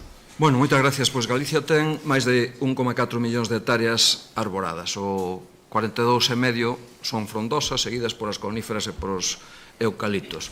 O Plan Forestal Continuo de Galicia garante a diversidade dos recursos e fomenta as variedades autóctonas. Por certo, aquí teño que facer unha pausa e dicirlle ao señor Rivas que el leva por lo menos 8 anos que eu lle teño oído falar da constante eucaliptización de Galicia.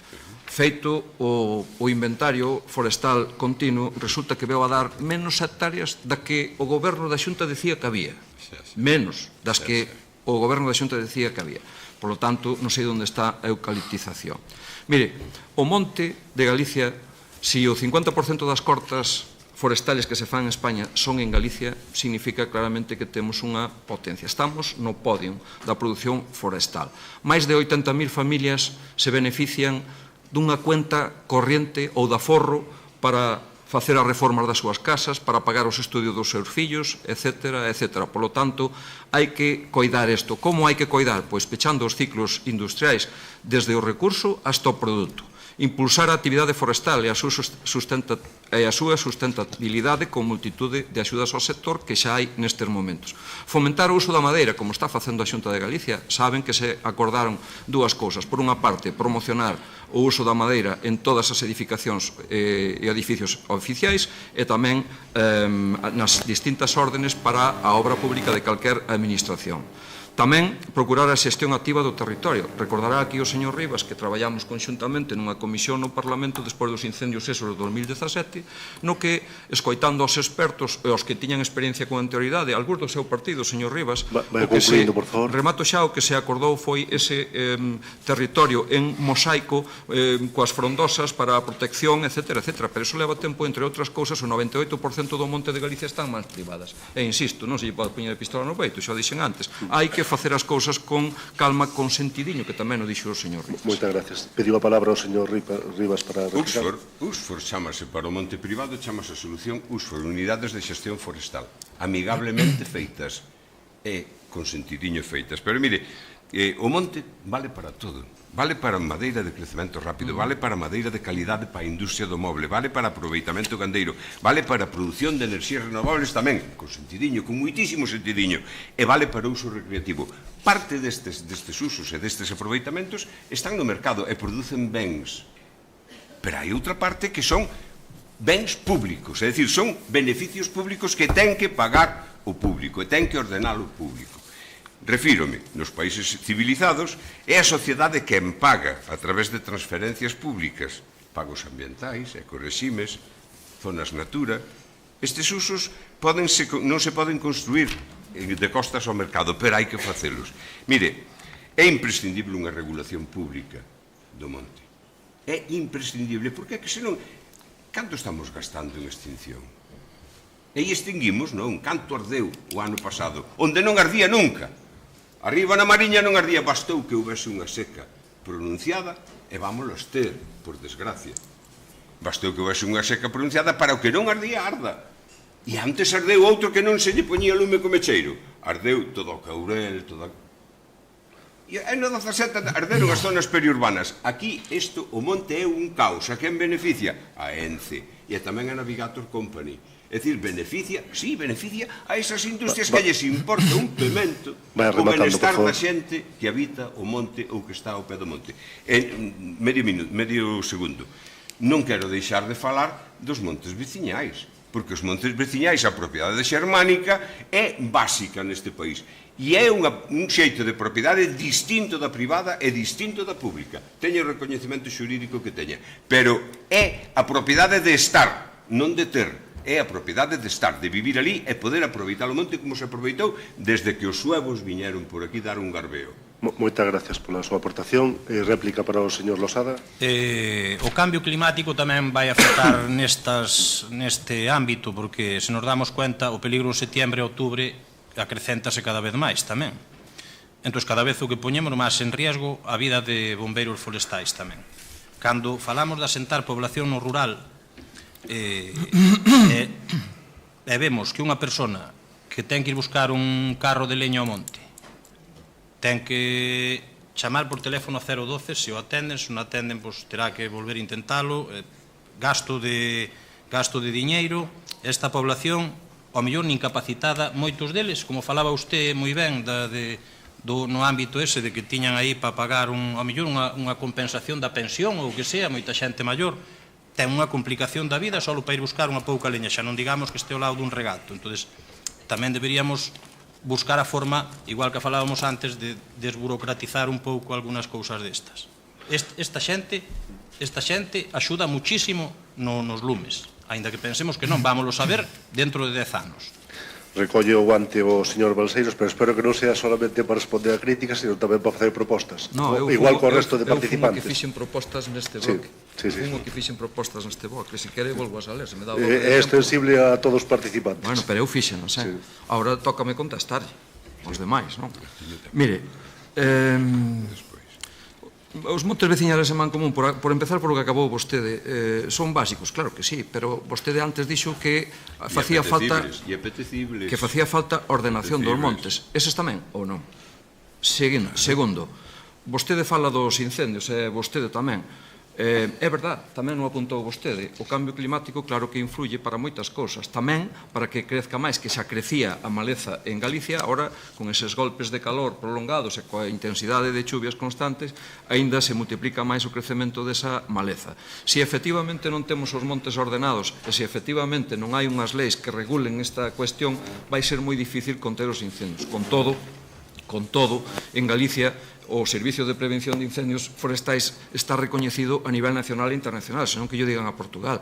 Home, aquí houve incendios moi grandes, pero tamén nos houve un Portugal onde morreu unha chea de xente e acaba de habelos en Viña del Mar, Chile, onde morreu 100 e pico personas. Aquí, de momento, non se teñen producido semellantes desgracias nin falta que fai e, efectivamente, coincidimos todos que hai que tomar medidas, pero non debemos esquecer que o 98% do monte está en mans privadas. Por lo tanto, isto requiere de consenso, isto requiere de medidas pactadas e acordadas e das que non haxa que facer política polo ben de todos, especialmente das galegas e dos galegos. Pero, en todo caso, remato xa, ENCE, pensei que me iban falar de Altri e dos fondos eses do PERTE que iban a chegar e nunca chegaron, pero ENCE e outras industrias son as que, señor Losada, lle pagan os estudios na universidade a moita xente e lle axudan a arreglar as casas ou a comprar algún piso que outro por aí adiante a moitos propietarios forestales. Moitas gracias a todos polas súas intervencións.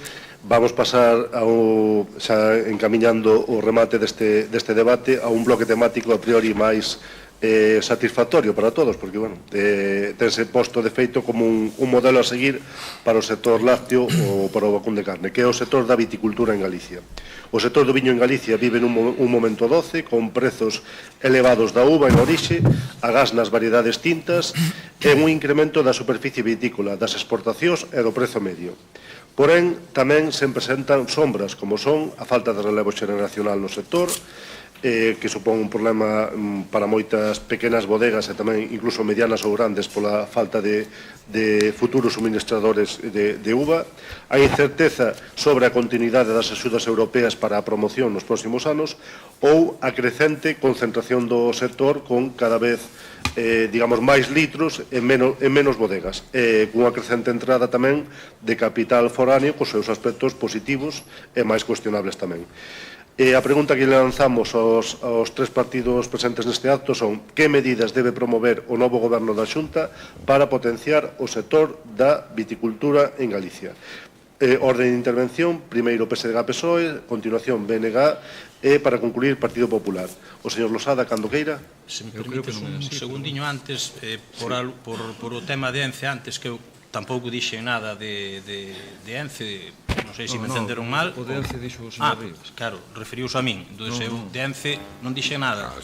Son eu que lle ten manía. Vale, entonces, un momento, é o lobby verde, quen claramente lle pagou a universidade sería a familia de Isabel Tocino, Carlos del Álamo e Pascual Fernández. Moi ben, centrémonos non teño nada contra ENCE. Por favor, centrémonos na temática do bloque desta área. Bueno, hoxe existen varios problemas no sector vitivinícola. Por un lado, un problema sanitario, que é a flavescencia dourada, unha enfermedade fitoplasmática importante que afecta a vide, e resulta que xa está moi extendida nas vides portuguesas. Neste sentido, supoño que a Xunta tratará de impulsar algún plan de acción que permita poñer freno a este problema antes de que se dispare. Pois non creo que non lo veñan a poñer aquí outros. Por outro lado, logo dunha vendima marcada polas dificultades de atopar salida á uva, polo menos na nosa zona da Ribeira Sacra, as adegas desta denominación de orixe teñen moito viño acumulado, e a caída en vendas que afecta aos viños tintos a nivel nacional, pois repercútelle tamén. Entón, se non se lle buscan saída a ese excedente de viño, hai unha complicación a hora de meter a uva na campaña seguinte. Más alá de todo isto, o que necesita o sector son precios xustos, é unha relación contractual. É necesario relacións contractuales na caixa a un proceso de negociación previo, tendo en conta os custes de produción, evidentemente. Falamos o mesmo que nos outros ámbitos. Se hai que producir por debaixo dos custes, evidentemente, alguén ten que miralo. A ICA galega xa sabemos que vai ser que non, será o goberno central, non? Xa pode ser Protección Civil, joder. Non sei. Home. Bueno, pode continuar, non? Sí, home, sí. Consideramos que as empresas sancionadas por incumplimiento grave ou moi grave da lei da cadea alimentaria deberían non poder optar ás axudas nin de promoción nin investimento nas adegas. Posibles solucións para os excedentes das uvas, que ao final é o problema que hai e é o que nos trae aquí. Unha opción sería fomentar o enoturismo, aproveitando o luxo paisaxístico da Ribeira Sacra, incentivar negocios de restauración e hospedaxe en torno a ela ou ao camiño de inverno incluso, podas en verde que noutras comunidades foronse facendo e, bueno, mellora incluso a calidade da uva e o estado sanitario da mesma. Ou ben asociando o mencía á tradición de comer o pulpo, que en moitos sitios nas feiras aquí sí que se comendo o pulpo, pois poderíamos facer esa asociación que xa no seu día fixo José Meiriño Cuba. Vai, concluindo, por favor. Non parece de recibo, por último, xa termino, que na nosa provincia cunha IXP, é unha denominación de orixe, que non teñamos un módulo tamén de FP en viticultura. Moitas gracias. Quenda para o representante do BNG. Bueno, nos faremos unha lei do viño, evidentemente. Igual que fixemos unha lei de incendios, a primeira, unha lei de minería, a primeira. Este país levaba sendo gobernado polo Partido Popular durante bastante tempo e non se lles ocurrira facer ningunha lei básica e fundamental para este país. Pois moi ben, faremos unha lei do viño na que teña en conta as potencialidades dos nosos viños. Somos conscientes de que é un sector no que se avanzou moitísimo e a prova de que se avanzou moitísimo e de que é rendible e que ademais o cambio climático está aí e que fondos de inversión veñen a meter os seus diñeiros, digámoslo así, aquí. E ademais falan dunha maneira moi suaviña, moi maravillosa, é dicir, evitando, por exemplo, o impacto medioambiental, porque compran aquí a leira do lado, a outra dali, se este non vende a Lugo, etc., hasta que me xunto con 8 hectáreas. Logo so calco, estou falando do Ulla, por exemplo, da Ribeira do Ulla, que se está facendo en moitos máis sitios. Por tanto, desde o BNG dixemos que queríamos poñer a producir, pero teñan en conta todos vostedes que o BNG, cando fala de poñer a producir, está pensando en repoboar o territorio, é dicir, en xestionar o territorio, porque o noso territorio é como é, e foi, durante moitísimo tempo, foi un territorio de minifundio poboado, porque o territorio exixe que haxa que nos xestione. Se non hai que nos xestione, cómenos. E entonces teremos que financiar medidas de reconversión, teremos que facer un apoio aos procesos de industrialización e comercialización, sobre todo das pequenas adegas, teremos que poñer terra do Banco de Terras, que volverá a funcionar, señor Balseiros, volverá a funcionar o Banco de Terras. Está funcionando. Volverá a funcionar, pero funcionará en condicións. E, sobre todo, teremos que primar a produción. E teremos que mirar, non poderemos botalos a patadas, pero, desde logo, teremos que mirar con lupa e dentro do que a lei nos permita mirar eses fondos de inversión que veñen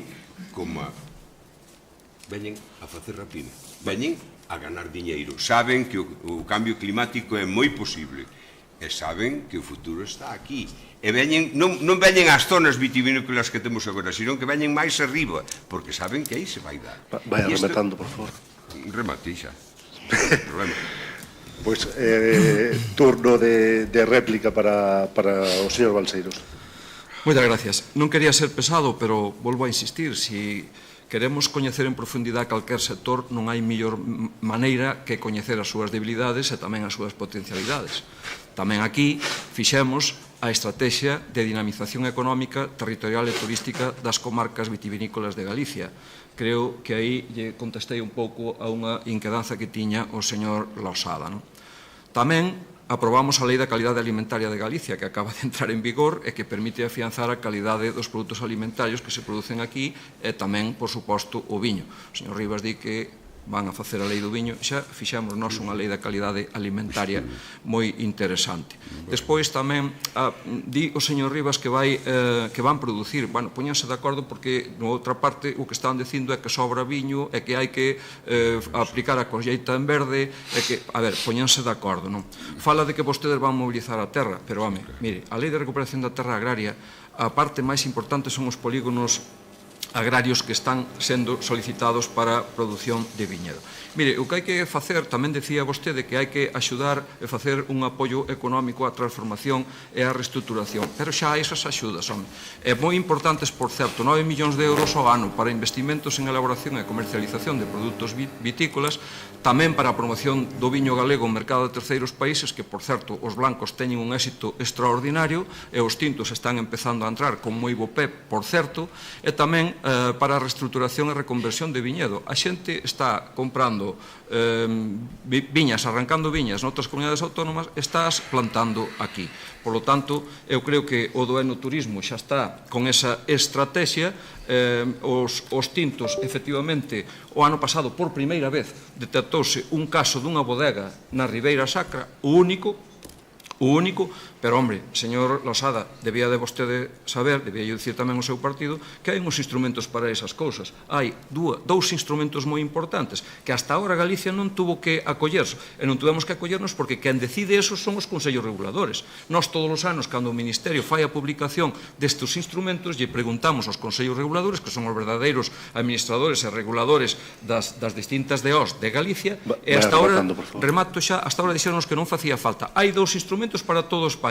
Un, a colleita en verde, e outro, a destilación de crisis. Hasta ahora ninguén a pideu. E son os consellos reguladores, non somos nós, non hai que impoñer nada. Moitas gracias. Ten pedido a palabra o señor Losada. Eu estou falando deste ano. Usted detectou o ano pasado, eu digo que este ano hai acumulado, e falei de viño tinto en todo momento, que Xosé Luis foi o ano pasado, fágame caso. Xosé Luis estaba falando. Podo continuar ou, a ver? Non, é para facer unha aclaración en bo criterio. Vale, gracias, pois recibida entón. Estaba dicindo antes Xosé Luis de aumentar a produción, evidentemente, como decía Balseiros, hai que darse cuenta que os blancos cada vez véndense máis. Entón, na nosa subzona, polo menos, hai xente que incluso enxertou mencía con... Están arrancando, claro, están apostando pola blanca. Non dixe en ningún momento que había que eliminar a produción. Está moi ben, é todo que se incrementar a produción, pero hai que darlle salida a esa produción. Se hai un problema co tinto, hai un problema co tinto. As blancas teñen menos problema porque, cuidado, tamén teñen outros ataques de fungos que non teñen as outras, entón a produción non é a mesma. E o cambio climático, desde logo, tampouco colabora. Ahora, tamén poderíamos facilitar compras mancomunadas ou... hai moito co que colaborar cos viticultores. Señor Rivas. Nós creemos que de aumentar a produción quere decir que neste país vendese todo o viño. Hai que aumentar a produción e hai que aumentar o apoio para a comercialización a terceiros países. Sobran cartos. Sobran cartos, bueno, sobrarán. Miren, aquí estánse aproveitando, hai xente que se está aproveitando, grandes adegas que se están aproveitando do abandono da viticultura por parte de pequenos adegueiros e pequenos cultivadores, moitos deles a tempo parcial. Pero temos que darlle unha volta aos seguros, señor Balseiro. Os agroseguros son de base estatal a maior parte deles. Por que aquí non cobren 1.000 euros? Por exemplo. De Madrid para arriba, non sei se cobre Madrid por Ayuso, pero de Madrid para arriba non cobre 1.000 euros. Por que? Por que non? As mellores axudas que se lle poden dar a un sector, e falo tamén dos outros sectores, a parte do vitivinícola, é un asesoramento serio. E ustedes desmantelaron as OACs, as oficinas agrarias comarcais. Desmantelaron. Agora invertiron non sei canto de diñeiro, creo que en pintalos, en poñerlle, bueno, en facerlle unhas reformas, pero eu falo de personal, do personal necesario para poñer en danza a Lei de Recuperación de Terra Agraria para poñer en danza a innovación, para poñer en danza o I+D, para facer unha transferencia de coñecementos seria e apoiar as entidades de aconsellamento e do asesoramento. Iso é básico, porque este país se levantou a cabeza nos anos 80. Aquela revolución do leite levantouna gracias aos agentes de extensión agraria, que nunca lles pagaremos o seu esforzo. E gracias tamén a eses centros de investigación que ustedes teñen absolutamente abandonados, que dan noxo. Estou falando do CIAN, e estou falando de tractores que non pasan a ITV, e estou falando de instalacións de vacún dun país como a Galicia, que ten o 42-43% do leite do Estado, que chove nos pesebres das vacas. Isto é inconcebible. Isto é unha estupidez brutal. E esa estupidez, con perdón, é responsabilidade de vostedes. Moitas gracias. Turno de peche para o señor Balseiros. Falar de memoria é o que ten. Mire, unha das últimas miñas reunións como director xeral co Ministerio foi por o tema da distribución en conferencia sectorial dos fondos para comercialización en terceiros países. Concederon todo o que pedimos todas as comunidades autónomas. E máis, sobraron 9 millóns de euros que o secretario de Estado dixo que iba a haber a posibilidade de traspasalos a outras medidas, como, por exemplo, as de colleita en verde ou a de destilación de crisis. Alégrome moitísimo que menciono dos seguros, señor Rivas. Mire, o 2010 non o cubre agroseguro, a pesar de que yo levamos solicitado a todas as comunidades autónomas afectadas ao Ministerio e máis a agroseguros, reiteradamente. Tamén cando gobernaba Rajoy? Pero xa que fala dese... Tamén cando gobernaba Rajoy? Señor Rivas... Claro, porque igual a culpa de Sánchez. Mire, señor Rivas, o que vostede calou e non mencionou é que acabamos de subir 2 millóns de euros a cantidade que pon a Xunta de Galicia para contribuir aos aseguramentos, precisamente con reunións cos consellos reguladores para que a través deles e coa colaboración deles e con estes cartos sexamos capaces de chegar ao límite máximo posible para subvencionar as pólizas de seguros, que en algúns casos sería o 75% e noutros 70%. O obxectivo é asegurar por denominacións de orixen enteiras. Señor Losada, falou vostede de que había que tomar medidas nos contratos. Os contratos xa teñen, as bodegas teñen que ter os contratos firmados, teñen que ter pagada a uva antes da declaración de colleita, obrigatoriamente. Pero, ademais, hai 3 anos que dispoñen dunha figura que se chama o instrumento financiero, que non sirve ni máis ni menos que para deixarlle cartos a Xunta de Galicia a un interés moito máis baixo, prácticamente, incluso cos costes de formalización gratuitos para que poidan pagar a uva. Por eso se está pagando a un precio moi razonable e os viticultores están moi contentos. Non se ríe, señor Rivas, levanse gastado moitos millóns de euros na reforma das oficinas agrarias e hai un personal que se está formando e especializando por comarcas para atender a asesorar no próximo asesoramento do actual período do PEPAC. Acábase de renovar o 80% das motobombas, acábanse de renovar o 80% dos tractores, acábanse de renovar o 100% dos vehículos, dos agentes forestales, dos servicios, dos bombeiros, de incendios. Señor Rivas, hai que informarse, hai que poñerse ao día, non é ir aquí votar contra o PP sempre. Cando, mire, cando a limosna, mire, señor Rivas, cando a limosna é moi grande hasta o santo desconfía. Algúnas cousas estarán mal, home, pero todo deixamos isto para o seguinte, para o penúltimo bloque. Enfiamos a reta final deste debate cunha área, cun bloque temático bastante esquecido, que é o sector da agricultura, da horta. A balanza comercial galega é claramente deficitaria na produción vegetal, en concreto en froitas e verduras, as especies concretas, cultivos concretos como pode ser a pataca, e, malia que Galicia reúne as condicións idóneas para a produción dunha gran variedade de cultivos de horta, nas últimas décadas as producións para autoconsumo foron claramente declinando e os produtores profesionais teñen que facer fronte a unha forte competencia exterior e a falta dunha cadena estruturada. A pregunta que lanzamos aos tres representantes é cales son as súas prioridades para incrementar a produción de horta en Galicia, así como o valor na próxima legislatura. Quenda de intervención, neste caso, comeza o señor Balseiros en representación do Partido Popular, segue o señor Rivas por parte do BNG e conclúe o representante do PSD da PSOE. Señor Balseiros, cando queira. Sí, pois moitas gracias. Vou empezar outra vez facendo propostas, que por certo foi o único que as fixen, porque non teño que criticar a ninguén, non? Mire, eu non estou tan de acordo co enunciado que fai vostede, con todos os respetos, é dicir, non é verdad que estea nesa situación de debilidade. Entre outras cousas, porque tamén se fixo neste sector a estrategia. Mire, Galicia ocupa a cuarta posición a nivel nacional en términos de valoración económica da produción. Solamente está por diante Andalucía, Murcia e Castilla-La Mancha. No ano 2019 esta produción foi a terceira máis importante na comunidade, con un peso total do 17,5% sobre o total da produción da rama agraria, con un valor económico superior aos 666 millóns de euros. Mire, nós o que vamos a facer, que o indica a estrategia, non decimos nós, foi o que pediron todos os actores deste subsector, é diversificar a produción hortícola galega mellorando a súa competitividade e afondando na profesionalización do sector, aumentando o tamaño das explotacións para ser máis competitivos, tamén diferenciar a produción hortícola e aproveitar ese cambio climático para introducir novas variedades e profundizar nese mercado en nichos que hasta agora non tiñamos.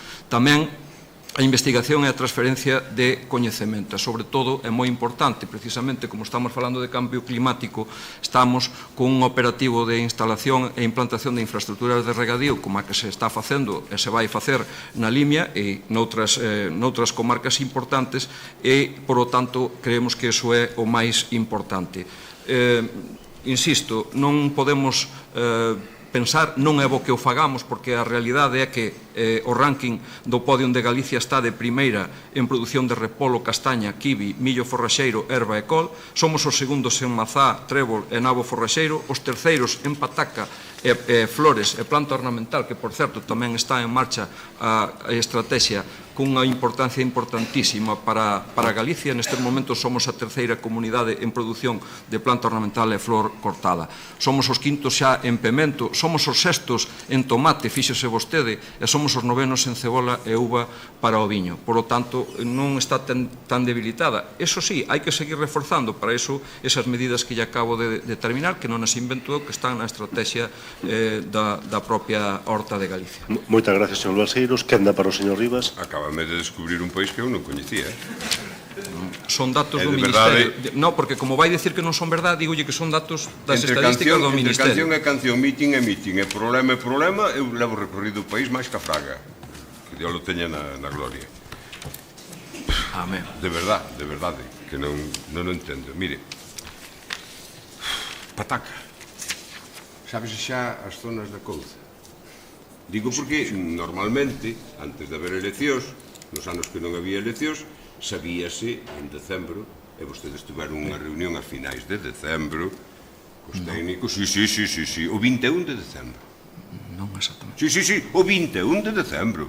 Fágame caso, se usted estivo ali, non sabe a fecha. O 21 de decembro. E non sabemos a estas alturas que zonas están restringidas e que zonas están libres. E a pataca de cedo xa se comprou e xa se plantou en moitas zonas. Isto é electoralismo. E isto faise porque ustedes teñen medo. Está moi mal todo. Teñen moito medo. Igual que lle aumentaron aos 7 meses e van a aumentar aos 9 meses. Hasta hai 2 ou 3 semanas non se sabía os do servicio de extinción. Ustedes están poñendo en risco 500 millóns de momento, 500 millóns dos orzamentos que non estaban orzamentados para o que están usando. Bueno, pero sigamos. Necesitamos comercio de proximidade. Necesitamos que os alugueres non señan baixo notario, porque aquí neste país o que abandona pois deixa de ler a outro, e o cultivo é de quen a cultiva. E se o porco bravo entra, supoño que os danos son de quen é o dono do cultivo, non do dono da leira. É dicir, todos son trabas para pagar o que hai que pagar. Diversificación de cultivos, evidentemente, é o que nos fai falta, pero dígolle máis, froita. Vostede sabe a cantidade de mazás de mesa que temos, de variedades de mazás de mesa que temos? Segundo os produtores de España, en mazán. Non yo creo. Non yo creo. Pero discuta yo ao Ministerio. Produtores, sí, eu produzo Escuta yo ao Ministerio, aproximadamente uns 400 kilos para consumo propio. Hasta aí podíamos No, chegar. señor Balseiros, sí. E como a min, algúns veciños máis, sí. Está todo mal, Non, desastroso. claro que está. Claro, ustedes son responsables desta desfeita. E é por eso polo que están temerosos de perder o goberno. No, é así. Discútalle eso ao Ministerio. Deixeme acabar. Vostede nomeou a Limia. Vostede nomeou a Limia e o plan de regadío. E o plan estratégico da Limia, que está eutrofizada e que está en risco de ser declarada como... No. Vostede sabe que o señor conselleiro dixo, se non en público, en semipúblico, dixo, yo non me como ese marrón. Pero ese marrón hai que comelo. E ímolo comer nós. E comerémolo, Non fixeron os señores No, comerémolo. Pero o plan estratégico da Limia está nun caixón na consellería. Por favor, non entre nun rifirrafe. No, é que é certo, o señor Losada tamén ten dereito a intervención. Dentro da froita entra a castaña, señor Balseiros. Sí, dígame as investigacións da señora Fina, creo que Lombardero. Onde quedaron?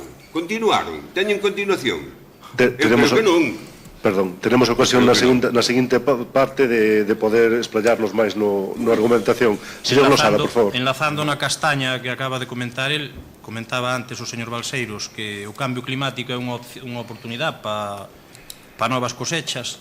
A castaña, co cambio climático, máis que é un marrón, non un marrón glacé, pero é un marrón de verdade. Porque nós temos ali, na nosa zona, por exemplo, unha empresa que transforma a castaña, entonces vai chegar un momento que se sigue o cambio climático, como vai seguir, vamos ter unha pérdida de castañas brutales. Entonces veremos se temos que importar tamén. A Xunta de Galicia, eu creo que debe fomentar o acceso da poboación a alimentos seguros e de calidad apoiando os mercados locais e circuitos curtos, priorizando as producións de proximidade. Como ben decía antes o señor Balseiros, Galicia experimentou un proceso de concentración, aumentou o tamaño das explotacións, pero reduciuse significativamente o número, co cual esa terra que quedou abandonada, volvemos ao de sempre, non pode ser utilizada. O cambio climático, aparte deso, vai nos traer outros problemas. Será necesario fomentar o I+D+I para mellorar as ferramentas de defensa dos nosos cultivos, encaminhadas a obtener produtos fitosanitarios que sustituyan os eliminados ou en vías de eliminación. E tamén co foco posto en calquera iniciativa que poda dar valor añadido a un sector produtor lastrado pola falta de transformación, que ao final podemos producir moito dunha cousa, pero se non se transforma, o valor añadido vai, a maior cantidade do diñeiro vai para outro lado, é a dependencia externa. Moitas gracias. Entramos nun turno de réplicas. Señor Balseiro, señor Rivas. Podo empezar eu. Vamos a ver. Nós apoiaremos decididamente a produción ecolóxica. Creemos que temos que converxer ese 25-27% que propón a Unión Europea, porque nos parece que é xusto e necesario. Sobre todo, planteámonos que é necesario crear mercado en ecolóxico. Apoiar a venta directa, crear mercados de ciclo curto e, sobre todo, evitar que unha boa parte dos produtos ecolóxicos que se venden en cadeas comerciales proveñan de Etiopía ou de sabe Dios de onde. Pero, por ben, sí, teñen unha carta, un papel que dice que cumplen todos os requisitos, pero eu quero comelos de aquí. Comercio de proximidade. Nestes días que andamos repartindo panfletos e propaganda, nas feiras, sobre todo, os tendeiros veñen a nós, por primeira vez. E dignos, vos sodes os que falades do comercio de proximidade. E si, somos os que falamos. E ustedes, cando foi a pandemia, e nunca lle lo perdonarei, cando foi a pandemia, o primeiro que pecharon foron as feiras. Porque había perigo. Resulta que nos pequenos supermercados das vilas non había perigo, que estábamos casi hacinados. Pero nas feiras sí, o aire libre sí. Gracias que, na aldea de momento, sabemos o veciño que ten as berzas en condicións as coles para plantar, e sabemos o outro, e intercambiamos a distancia, porque non nos aproximábamos. A horta é esencial nun país cos microclimas que temos, e cos solos que temos, e coa auga que temos, é esencial. Non só a horta de autoconsumo, que haberá que canalizar tamén os excedentes dese autoconsumo, senón a horta profesional, por que non? Pero que non pode ser, e eu teño visto, unha hectárea en concreto de allos do país levantada polo porco bravo, e non iba a cobrar subvención. E non iba a cobrar subvención porque resulta que non podía demostrar que aquela que solicitaba a subvención, estas cuestións burocráticas, que desde o BNG si imos axilizar hasta donde nos dé a legalidade. Señor Balseiro, señor Losada. Sí, por favor. Sí, bueno, pues oye, moitas gracias. Acaba de decir unha verdad como un mundo, señor Rivas, hasta donde nos permita a legalidade. Mire, é moi triste que por ambición política e por interés ideolóxico se poñan en dúbida as realidades de certas cuestións. Volvo a repetir, mire, vostede falou da mazá, que lle dixen que éramos a segunda comunidade máis produtora de España, falou da castaña, somos a primeira. Eu xa sabía que non me iba a creer a mí, señor. Pero importamos castaña. Porque todo o que diga o PP, todo o que faga o PP, para vostedes está todo mal. Por iso, como din que todo está mal, non é creíble. É certo. Pero volvo a repetir, mira as estadísticas do Ministerio, que é de onde sacamos os datos. Vale. Despois, respecto da couza, tamén é moi triste que o Ministerio nos felicite constantemente e critique e lle chama a atención a outras comunidades pola gestión que se está facendo da couza en Galicia. Pregúntelle tamén aos seus socios de Madrid, o comercio de proximidade. A ver, señor Rivas, vostede non nos perdona a nós que pecharamos as feiras, pero quen coño publicou o decreto que facía cerrar o canal Oreca e as feiras e os mercados de proximidade? Pregúntolle tamén aos seus socios de Madrid, que, por certo, eses decretos xa os tumbaron no Constitucional, lamentablemente uns cuantos anos despois. Vale. Sobre o ecolóxico non hai ningunha dúbida, pero voulle dicir unha cousa. Pasamos de meterlle 2.190.000 euros no ano 21 a 3.180.000 no ano 22 e non chegaron e pasamos a dedicarlle 9 millóns de euros por ano todo o período hasta 2027. E por un capricho choraron 2,5. Pero, señor Rivas, sabe vostede, e o dixo antes, o que pasa é que dixo porque se lle escapou hasta onde permite a legalidade. Mire, para poñerlle eses 9 millóns de euros, sí, para poñer eses 9 millóns de euros houve que darlle conta e pedirlle autorización á Comisión de Seguimento, que está a Comisión Europea aí, sí, pero sabe que nos dixo? Non entendemos eso. E sabe que nos dixo tamén? Que tiñamos que exixir un porcentaxe mínimo de comercialización. Aquí no público hai unha persona que estuvo nas reunións esas das que eu estou falando, e cando se abordou ese tema nesas reunións, algunhas organizacións e sindicatos agrarios non estiveron de acordo. E, finalmente, nas axudas non exiximos a comercialización. Pero Europa sabe que nos dixo, señor Rivas? Que iban a estar vixiantes. E que, dedicándolle 9 millóns de euros, non entendían como non era exixible unha porcentaxe mínima de comercialización. Sabe de canto estábamos falando? Do 15 ou 20% nada máis. E tampouco quixeron. A Comisión Europea dixo que nas auditorías e nos controis que iba a facer especial fincapé nese subsector. Nos avisamos a todos os produtores, porque non queremos que os cartos que nos lle damos os teñan que devolver despois con intereses á Unión Europea. Remato xa. Falaba vostede do cambio climático e do problema das afectacións sobre a castaña. Tamén dígalle vostede ao Ministerio que nos está dicindo que deixemos de poñer, de soltar o Torimus, que estaba funcionando perfectamente, vale? O de transformar e o dos mercados de proximidade, home, quen puxo en marcha na pandemia mercaproximidade? Quen puxo en marcha... A como pagaron a pataca? Pero a como pagamos a pataca? A como pagaron... Pagamos a pataca por encima do doble do que ya estaban pagando no supermercado. E mandáronse alimentos, carne, queixos, mel, de todo, aos hospitales, aos comedores dos hospitales, aos comedores dos colexios, a centros de terceira idade, aos bancos de alimentos, cantidades industriales. Estuvemos mantendo ese circuito que por decreto non estaba permitido, estuvemoslo mantendo nós. Dígallo a algunhas queixerías que lle salvamos a vida co stock que se lle sacou de diante ou algúns produtores de mel. Pero claro, está todo moi mal, todo mal, porque eu... Vamos, por favor. Non sei por que coño ganamos as eleccións. Ese é a gran incógnita. Non sei. Ese é a gran incógnita. Quenda de peche para o representante. Non sei por que non ganan vostedes. Perdón, quenda de peche para o representante do PSD da PSOE. Todo mal é todo culpa do Ministerio. Todo mal é todo culpa do Ministerio. Que ten competencias. Non, que a Xunta non ten competencias de nada transferidas, evidentemente. Vou seguir co que estábamos falando. Deberíamos incentivar a creación de pequenas cooperativas, falando do comercio local e falando dos castiñeiros. Eu trouxen aquí un pequeno esquema que podedes ver se queredes, da produción dun souto ou castañar plantado a 7x7 por hectárea con 20 anos, e daría unha produción de 4.200 a 7.300 euros.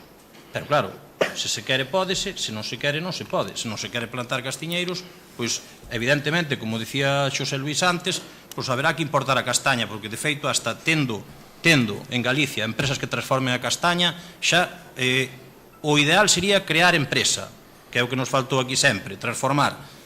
Pero temos alguna e resulta que agora, dentro duns anos, ainda nos vai faltar a castaña. Moitas gracias. Podo facer unha mínima... Moi breve. Mire, o das pequenas cooperativas, hai axudas para eso. Estamos promocionando agora as agrupacións de produtores. E, por certo, no de importar a castaña, señor Losada, mire, hai moitos anos que se está importando e se sigue importando, a pesar de que somos os primeiros produtores. Pero para iso está en marcha un plan con axudas para recuperar os soutos tradicionais e outro plan para plantar 1 millón de castaños en 4 anos. Hai que saber as cousas tamén para vir aos debates. Evidentemente. Usted non ten culpa, se ao final vostede non ten culpa, estás pagando vostede, pero vostede non é o culpable. O culpable é que non manda sin a información. O culpable é o Ministerio, eso teño claro. Se algo saco limpio da Xunta, é que o culpable é o Ministerio. Está aí a amnistía, non sabe? Evidentemente. Non hai tempo para outras cousas. A falta de outra cousa, eu creo que Bildu pode ser o culpable da castaña, quizá tamén. E da EH tamén. Está ben este momento de distensión que non... O goberno ten a culpa das súas competencias. É un debate, por as competencias que están transferidas, hai que asumilas, por favor. Por suposto. Moitas gracias, está ben este momento de distensión que noutros debates é motivo de crispación extrema. Pasamos ao momento agardado de, espero polo público que está presente tanto aquí na Escola Politécnica como tamén que nos está seguindo a través das redes sociais para plantear preguntas, plantear un poquinho as súas reivindicacións. Entón, bueno, xa hai algunhas mans alzadas, cada vez hai máis. Empezamos por o orden aleatorio da lá para cá. Entón, bueno, señor, por favor, podedes pasar un micrófono? Podemos facer un sorteo a ver a quen lle tocan as preguntas. Non, a ver, tenemos que seguir algún criterio por favor. Por favor. Bueno, fai falta, sí. Non, aí se ven, non, claro. Claro.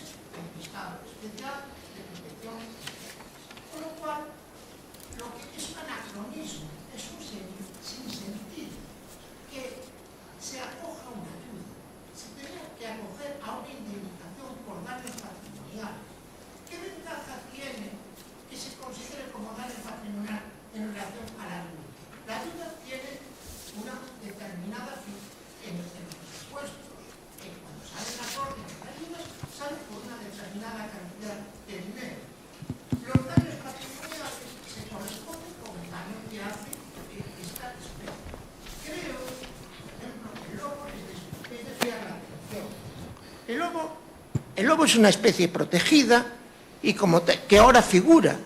Y si nos remitimos, pues con el teléfono inteligente, sabes todo, ¿no? Yo tengo memoria, pero no tengo tanta para tener todo en la cabeza. Pero con el teléfono me ayuda mucho, entonces sé el decreto que es el Real Decreto 139 del 2011, que ha sido modificado varias veces. La última vez que se ha modificado es que entra en el ESPE el lobo. Yo, por ejemplo, me pregunto, el gobierno bipartito, el maldito gobierno bipartito, pues hizo un decreto sobre lo que era la regulación del lobo, y entre ellos figuraba, que me parece que es un aspecto importante, ese uso multifuncional que había. Exactamente igual que en Castilla y León tiene un centro de interpretación del lobo, aquí ese decreto... Disculpe, por favor, concrete un poquinho a pregunta para que dé tempo a responder. La pregunta que hago es a los tres ponentes, ¿por qué se siguen dando ayudas? O si ustedes claro, hay quien hace la orden es el señor Balseiros o el partido del señor Balseiros o el gobierno donde usted es director general. Entonces, yo les pregunto ¿para cuándo van a considerar el lobo como formando parte del ESPE y entrará a formar y se indemnizará a los afectados y no habrá una orden de ayudas? ¿Cuándo se considera como daño patrimonial? Si es que usted lo considera así, a lo mejor es un error mío. Yo soy ingeniero de montes, yo no soy letrado. Y otra pregunta, si me permite, sí. En relación a los montes vecinales, ahora soy estudiante, entonces estoy acabando la tesis sobre fiscalidad forestal. Entonces uno de los temas que me cuestiono bastante es la fiscalidad del monte vecinal. El monte vecinal está realmente supergravado en relación a otro tipo de propiedad privada. El monte vecinal es propiedad privada, pero es peculiar. Bien, el señor Rivas hizo una definición correcta de lo que es el monte vecinal. Entonces, yo lo que sí que estoy estudiando esto desde hace años, ¿no? Entonces, desde el año 1999, por la ley de acompañamiento de 1998, el monte vecinal empieza a tributar por el impuesto sobre sociedades, lo que implica un 25% sobre los beneficios que tiene. El monte tiene que tributar sobre ellos. Aunque sí, el artículo 123, eso sí que me lo sé de memoria, de la ley de impuestos... Por favor, concrete. Sí, concreto. Sí. ¿No sería bueno y una postura unitaria desde la Xunta de Galicia, desde el Parlamento de Galicia, volver a la situación primigenia que tenía el monte vecinal, que no tributaba por este impuesto? Moitas gracias. Resposta por os distintos... Bueno, creo que en principio vai máis dirixida ao señor Balseiros, non? Se non me equivoco, pero bueno, os restantes representantes tamén teñen o seu punto de vista. Non teño problema ningún en canto ao monte vecinal, é algo a protexer, figura singular en Galicia e algo que pode dar moito rendemento á repoboación deste país. E o que pasa é que hai que tratalo ben. E as sucesivas modificacións que se fixaron nas leis de acompañamento dos orzamentos van a incautarse dos montes veciñais que non teñen. Isto é así, incautarse non é unha palabra moi gorda, pero é unha cesión de 50 anos a unha empresa privada, o cal é o mesmo que incautación. Co asunto do lobo, o grande problema é que o pobre do lobo leva as culpas de todo. Leva as culpas da ovella que eu mato ou do carneiro que eu mato porque turra. E como está chapeado non o quero levar a 40 kilómetros que me costa máis co carneiro. E entonces vou á oficina agraria e digolle como comeu o lobo, que me desapareceu. Pero aparte deso, o lobo foi utilizado como arma arroxadiza na pelea que hai entre os dous partidos que teñen goberno no Estado. Si, foi utilizado o do Lespre e perderonse cartos. Galicia perdeu cartos por non entrar a negociar.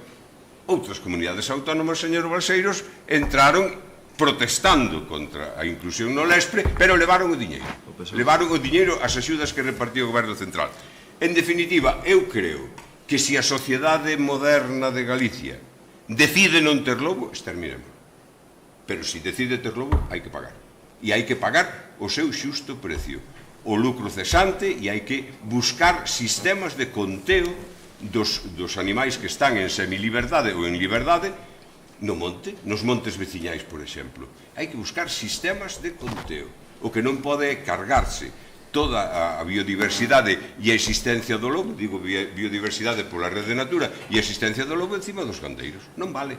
Non vale porque entonces, en vez de ser un aliado dos gandeiros, é un enemigo. Moitas gracias, señor Rivas. E alguén máis quere responder? Causa o lobo tamén ao cabo do ano os gandeiros teñen un custe porque fai uns anos atrás a verdade que non había, polo menos na nosa zona, non había a cantidade de ataques que se ven hoxe e algúns a plena luz do día. Ao final, se nos protexemos un pouco tamén, non sei, a fauna salvaxe, estamos no rural, hai que convivir con todo, pero nós incluso houve desgracias de personas con xabaril. Entonces son temas a tratar que a verdade que non é unha broma. Non é unha broma, nin falamos xa solo de produtos, falamos de vidas humanas. Alguna resposta máis sobre esta pregunta en concreto? Eu sobre o lobo ninguén quere erradicar ningunha especie, home, nós o que pedimos é que haxa unha regulación, unha protección absoluta, que haxa un control sobre as manadas e que estén ubicados en zonas onde poidan libremente facer a súa vida, pero que fagan o menos dano posible ás explotacións. Eu non podo estar de acordo co señor Rivas, eu non creo que ningún gandeiro engañe e diga que o carneiro que ten que matar ou o año ou o que sea, que lle bota a culpa ao lobo sin ser verdad. Non o creo realmente. Despois, claro, non é o mesmo ser ingeniero que ser gandeiro, e polo tanto a valoración sobre este problema non é a mesma. En canto á fiscalidade, só podo darlle a razón. Eu non sei se vostede coñece que o actual conselleiro de Medio Rural é inspector tributario e unha das súas obsesións é estar reclamando constantemente exencións fiscales non só para o monte, que tamén varias veces e de forma continua, senón incluso para outras iniciativas do propio medio rural. Estou totalmente de acordo. Vale, sobre o tema da fiscalidade das comunidades montes veciñais, penso que a fiscalidade non é baixar a tributación a determinadas, en este caso concreto, pero que es un tema muy determinado.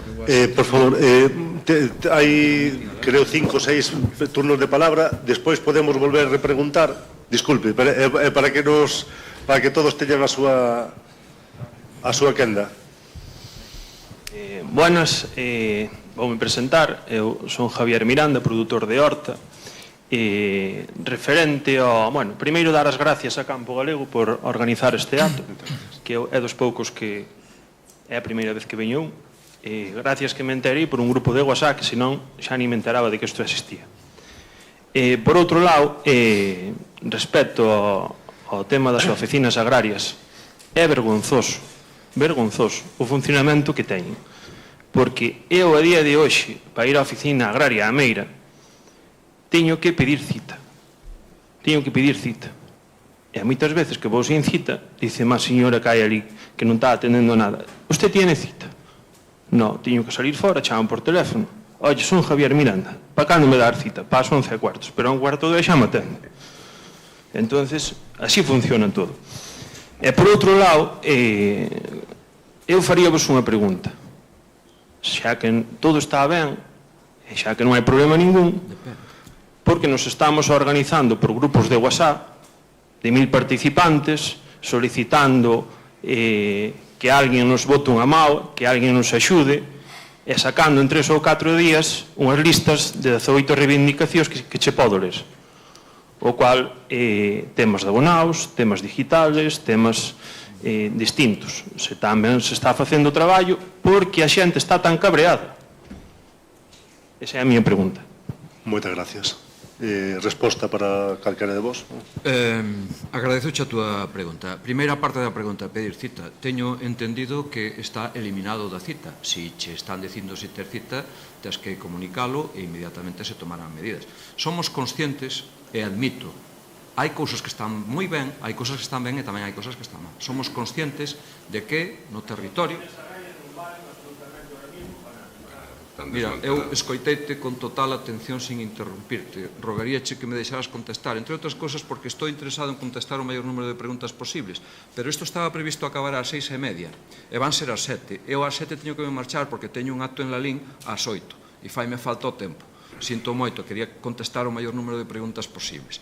Quero decir, e dixen antes, supoño que me escoitaches, que se están remodelando prácticamente non, vanse remodelar todas. Xa se levan feito actuacións importantes, non pintura, como di o señor Rivas, pero, bueno, ele ten que decir o que lle convén, senón reformas integrales, mobiliario novo, equipamentos informáticos. Estáse formando tamén a especialistas para facer tutorización e para facer asesoramento por especialidades comarcales. Xente boa e mala, funcionarios bons e malos, hainos en todos os lados, pero para iso están as reclamacións e para iso se poden poñer en coñecemento. Hai jefes de área, hai os encargados e hai os supervisores. Esas cuestións hai que sabelas. Respecto de que, porque vos estades manifestando, debo ser moi mal comunicador, porque dixen, cando no primeiro bloque que tratamos, dixen con absoluta claridade que agora que se está sumando todos os partidos, como hai eleccións, todos vos dan a razón. Pero eu pídovos que vaiades á hemeroteca, que miredes os periódicos de fai 2 anos, desde o ano 21, quen estuvo reclamándolle ao goberno central e a Europa e a Bruselas máis que as comunidades autónomas, non só Galicia, non só Galicia, pero Galicia, por exemplo, liderou aquel lobby coas comunidades do Cantábrico. Estamos totalmente de acordo que son medidas inxustas e que se impuxeron como... Bueno, oye, podes lle dar a cabeza o que queiras, pero este é a realidade, e rétote noutro momento que ti queiras e quedamos e demostroche que iso é certo, porque as reclamacións están aquí, e aquí hai xente dun sindicato que firmou moitas desas alegacións que fixemos as distintas normativas, porque sempre consideramos que eran injustas. E probablemente, vouche dicir máis, probablemente a primeira persona neste país, a primeira persona neste país que se puxo en contra claramente destas normativas foi este señor que che está falando en Madrid. E vouche dicir o resultado que tuve.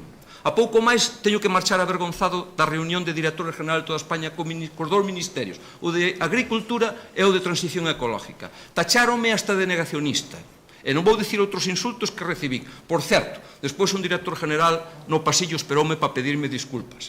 Pero no Ministerio de Transición Ecológica, en privado, se queres, digo os insultos que me deron. Porque a primeira persona neste país, en España, que se puxo ao frente desto, dándovos a razón aos agricultores e gandeiros, porque eu son consciente da dificultad, que a máis protestou por os ecoesquemas, non seades creíbles de calquer tontería. Os ecoesquemas foron feitos desde o primeiro momento para a España mediterránea e do sur, porque ao ministro lle interesaba. O plan estratégico do olivar meteu no ministro con calzador, porque é andaluz. Esta é unha verdad como un puño. E se vas a Asturias vanche dicir o mismo. En Asturias goberna o PSOE. E se vas ao País Vasco vanche dicir o mismo, e goberna o PNV. E se vas a Castilla e León vanche dicir o mismo, en Agricultura goberna a Vox, manda carallo. É increíble que non entendades isto. É increíble que non entendades isto. Non creo que haxa aquí ninguén nesta sala. Bueno, sí, ao mellor hai algúns, porque non nos esquecemos que hai un certo lobby verde. Vale? Alguna xente ten socios cos lobbies verde de Europa, aquí.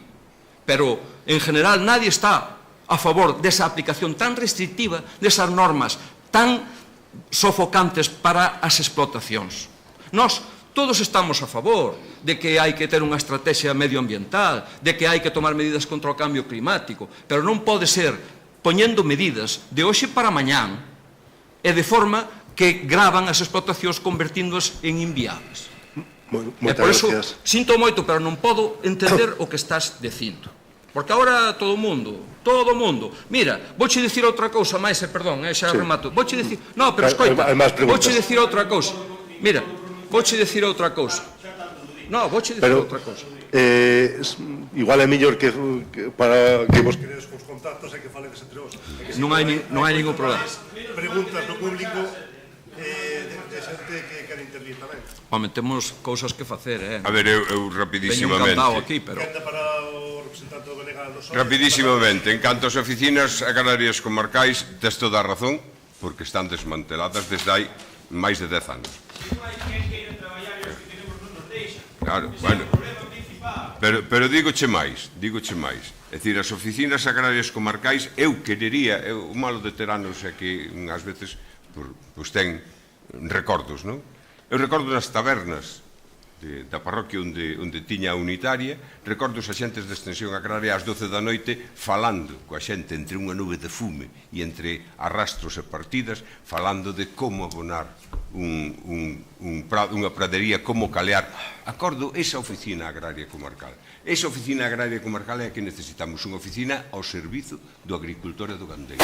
E esas oficinas non é tamén con ordenadores e tal, pero é con xente preparada e capacitada para cada zona, porque cada zona de Galicia é distinta, e ten unha salida distinta, e ten unhas peculiaridades distintas. Haberá que preparar xente, e 40 novos axentes nas oficinas agrarias non son máis que 2 millóns de euros ao ano. Non son máis. Non son máis. Especialización, quero decir máis. Quero decir máis. E o que hai que creerse é que somos goberno. E o que hai que creerse é que este é o goberno dun país autónomo, cunhas características e cunhas singularidades. E iso hai que defendelo, aunque seña a puñetazos. Porque o Parlamento galego é a sede da soberanía do povo galego e é quen avala esas posturas firmes. Vaya concluindo, por favor. E que lle chamen o que queiran. Se usted defende o que o Parlamento galego decide está defendendo ben. Vai concluir. Señor Losada, para pechar... En cuanto ao do desmantelamento, o Partido Popular sempre lle gustou moito máis o privado que o público. Entonces, o que estás comentando ti posiblemente non sea nin culpa ao mellor nin das persoas que están ali, pero ao mellor están queimadas ou están no estado que estén. Non sei, bueno, a xente que tuvo que vacinar de lengua azul, etcétera, etcétera, agora dinme, eu polos contactos que teño, que non topan xente para as campañas. Por que non se topa veterinarios para as campañas? Non sei por qué. Digo yo. Por qué? Porque se dedican á clínica de Que non mascotas. pagan. Porque se dedican á clínica de mascotas. Claro que sí. Entonces, si poñémoslle a pistola, claro. No, decreto que despois é si no seu día non tuveramos subcontratas, privatizacións, etcétera, teríamos o servicio funcionando perfectamente. Eso sabe usted e sabe calquera persona. Eso, mire, eso é solo gestión, pero claro, será culpa do goberno central, evidentemente, ou de Bildu. Moitas gracias. Seguimos ca tanda de preguntas. Perdón, sí, a seguinte pregunta é José. Bueno, moitas gracias pola, como decía, como xa son veterano aquí nestes foros. Quería agradecer ao señor Balseiros porque me fixo caso, creo, non se fixeron esas plantas de tratamento que lle dixe que había que aforrar 500 millóns de euros e eu como funcionario me sinto orgulloso porque xa me sinto que o meu salario está compensado xa. Non sei, ese proxecto tractor onde se decía que se iba a tratar o excedente, eu lle dixen, se fixeran caso aos investigadores que levamos moitos anos, se aforrarían eso, porque non existe ese problema. O que existe un problema gordo, e unha das preguntas que lle fago, por favor, é que se sigue facendo fraude cando se permite a empresas como Agroan, que se con un papeliño se diga que xestionarán os xurros, o excedente de xurro das ganderías intensivas sin terra, que son porcino e aves. O Deza vai a convertirse, como sigamos así, por esa fraude de deixar empresas de xestores de residuos, que non se lle exixe onde vai ese purín. O sea, a un paisano se lle exixe cuaderno digital, en que parcela, análisis de terra, análisis de purín, dosis de abonado, plan de abonado, todo eso. En cambio, Agroan desaparece o problema. Eu lle digo, mira, para libraros do problema, decide que o vai a tratar todo Agroan. Nin fagades ningún plan de, bueno, Agroan e outras empresas destas que se dedican aos residuos, aos lodos e todas estas porquerías que van a terra que non se sabe onde se están botando. Bueno, pois eu lle agradezo tamén porque seguramente cando foi ali a Bretaña se daría conta dunha cousa, que o sistema de Bretaña das plantas de tratamento depende non só de xurro, senón do millo, do que se lle bota ali no millo. E outra cousa, tamén se daría conta, bueno, non sei, eu non vin a ningún técnico, vostede non sei se é administrativo e o conselleiro é inspector fiscal, que foron os que foron a enterarse de que facer co xurro en Bretaña. Non facía falta que foran ali a gastar o tempo. Se preguntaran no CIAN, lle diríamos que o sistema é completamente distinto, porque eles teñen terra, en Alemania tamén teñen terra, e ademais hai unha cousa moi importante, que os beneficios da produción de enerxía van pos gandeiros, que lles venden a enerxía. As aldeas son os gandeiros. Juan, disculpe, vaya con concretas preguntas. Bueno, pois simplemente quería decir unha cousa. Faga caso dos investigadores e non tiren os cartos. Como decía, independentemente do que sexa, a investigación está para eso. Tuvemos que salir á rúa para evitar que se levaran o banco de xermoplasma para un espello rural que non sei que espello é. Pero o caso é que quedou gracias á pelexa dos investigadores. Por certo, inauguraron un local baleiro, sin xente, sin investigadores, sin personal, non se pode facer. E unha última cousa, estamos traballando co sector para intentar arreglar o problema desto do decreto de nutrición sostible. O sector está pedindo que se cree un grupo de asesores de fertilización para apoiar os gandeiros para que esa asignatura do asesor lle es libre da preocupación de cumplir ca normativa. Eso que lle van a pedir. Moitas gracias. Gracias. A pregunta que vai dirixida ao señor Balseiros. Non sei cal é a pregunta realmente, pero primeiro voulle decir unha cousa. Mire, eu leo meus informes do CIAN. Debería vostede recordar que para moitas das alegacións que se fixeron ao decreto de nutrición sostible pedironse informes a unha persona determinada do CIAN que vostede sabe perfectamente do que estou falando, non? Respecto do de Agroamp, hombre, se vostede ten sospeitas fundadas, só ten que denuncialo. Terceiro, digo para avanzar, non? Eu non teño constancia, bueno, igual denunciou desde que estou cesado, non sei, non lle vou a discutir. A mí non me consta ninguna denuncia, Fago aquí unha denuncia de que se está facendo fraude constitucional. Así é imposible. Bueno, non dialoguen, intenta respetar os turnos de palabra. Remato xa. Sei que se está traballando nese grupo de traballo. Eso abordouse na Consellería. Quen cree que dou a orden ao CIAN? O director competente, que non son eu, pero estuvo na reunión onde se valorou eso, e onde se valorou tamén, digo aquí, o de que sea o CIAN o que faga as analíticas de obrigatorio cumprimento do decreto, para que lle salgan gratis os titulares das parcelas. Pero eso non o di, Eso non, claro, é que aquí todo o mundo fala da feira segundo lle vai nela, claro. Bueno, eu quero decir unha cousiña. Vale, brevemente, por favor. Unha cousiña Queda que un minuto, Sí, aquí estamos xa en tempo de moi desconto. Pero vostedes negáronse o problema que existe neste país nestes momentos cando os gandeiros decidiron plantar forraxe, sobre todo o millo. Vostedes sabe que hai un problema con moitas fosas de purín que non están dimensionadas para aguantar ese período tan grande que vai desde a sementeira do millo hasta que se levanta o millo. Nos planteamos unha iniciativa para que se fixeran unha orden de axudas para unha redimensionación e non se fixo. Como que non se fixo? Non se fixo, señor. Que non, caramba, que votaron en contra, caramba. Temos o tempo moi... Usted está falando do Parlamento, eu estou falando do Goberno. Estou dicindo que hai dúas líneas de axudas para o redimensionamento das fosas e para cubrir fosas.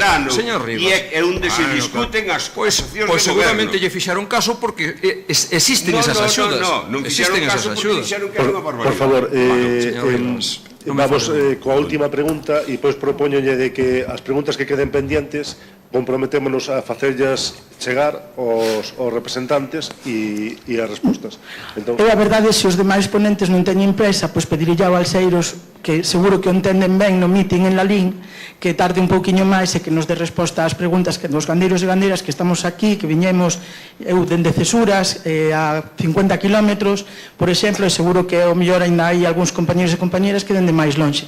Pediríalle que, por favor, que si poidera ser que nos respondera a todas as preguntas e gracias. E xa me dirixo directamente a vostede, xa sei que xa dixo dende o principio, non é que raro, é que levan 16 anos no goberno, é por eso. O sea, valle no soldo, sinto moito, pero valle no soldo. Agora non cobro. Entón, por eso é que nos referimos tanto a vostede, non é que, entende, non sexa humilde, eu penso que é comprensible, non? Non se preocupe. Ben, vou ao tema, porque eu a verdade é que non teño unha, teño un cento, e demais que me teria que acordar.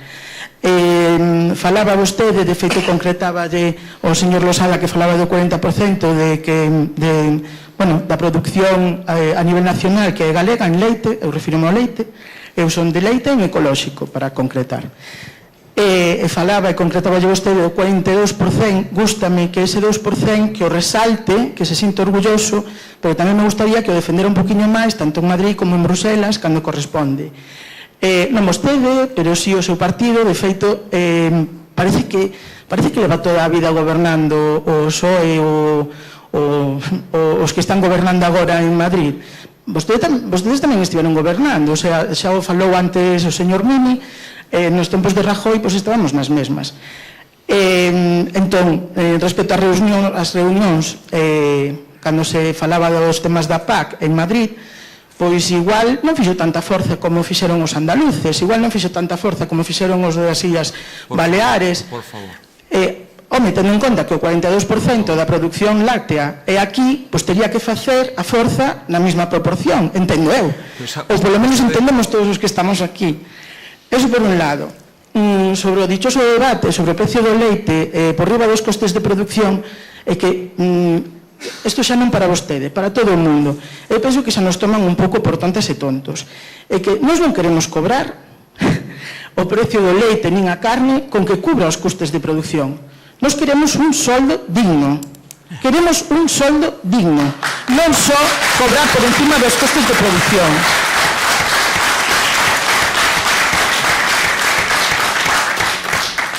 E máis, sempre se están botando as contas, temos que decirnos os gastos que temos anuais, que se a crise de Ucraína, que se non sei que se non sei canto. É moito máis fácil a esas empresas que tamén presumía delas, que viñeron, invertiron con cartos públicos moitas veces, e incluso con cartos da PAC, que penso que deberían de correspondernos a todos nós.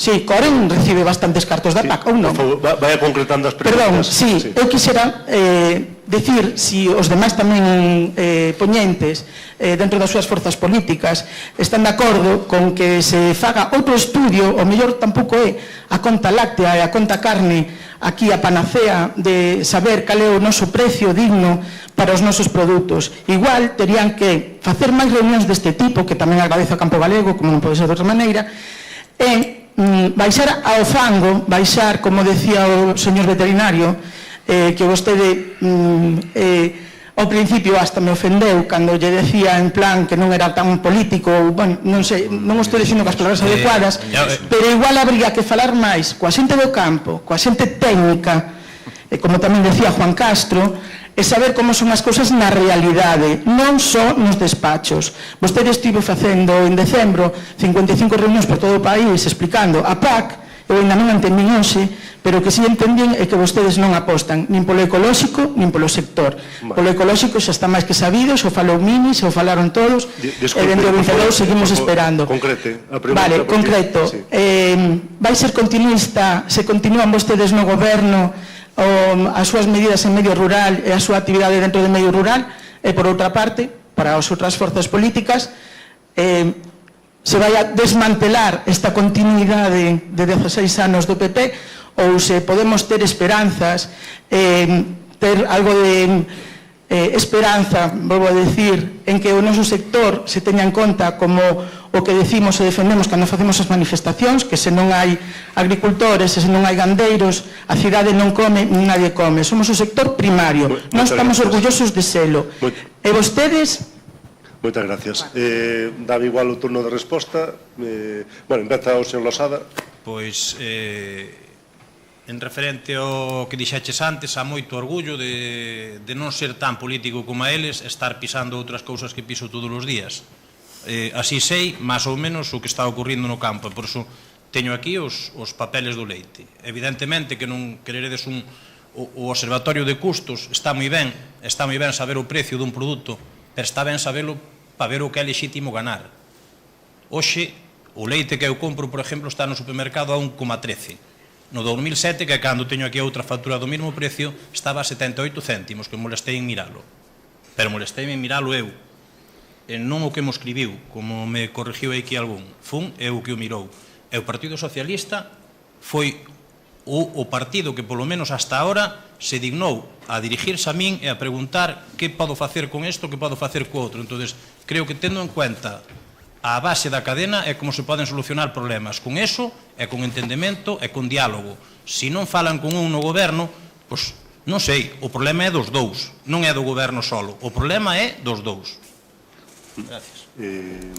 Señor Rivas, señor Balseiros, sí, nos demostramos nos 3 anos e medio que estivemos na Consellería que estábamos a favor do rural, a favor das pequenas e medianas explotacións de corte familiar. Recórdense as explotacións sustentables. Desmontaron, en canto chegaron, desmontaron as AXES, aquelas agrupacións de xestión económica que eran funcionarios e que sabían perfectamente e dabanlle conta á Consellería periódicamente de como evolucionaban os prezos e os custes de produción reais. Nos fixemos e votáronnos con malas artes, porque eu recordo e teño os pasquís que votaban nos colexios electorales, xente do Partido Popular, pasquís anónimos, pero as xentes do Partido Popular do meu concello eu conózoas, e que votaban dicindo que vienen os bolcheviques que os van a quitar las tierras, e que os van, cando nós o que queríamos era mobilizar terra agraria, porque sabemos que non se pode producir nin leite nin carne en base aos insumos que se compran de fora, que hai que facelo en base á terra, porque temos das millores terras do mundo. E entonces nós que imos entrar, porque desta vai, faremos unha remodelación en conxunto de todo o medio rural, porque non é sector a sector, é en conxunto, porque o comercio de proximidade é para todos os produtos, porque o desenvolvemento é para todo o rural. E digo máis, o rural non é só producir agrícolamente ou gandeiramente, pódese facer outras actividades que teñen cabida no rural, entre outras cousas a habitación. Non se vive en ningún sitio como no rural. Moitas gracias, señor Rivas. Para concluir, señor Balseiro, se quere facer uso da palabra. Lembro que... Sí. Sí. Sobre o que decía esta señora de defender o leite, mire, ás veces o non saber non ten culpa vostede, porque non o sabe. Quizais, se fai esa pregunta, sí que o debería de saber.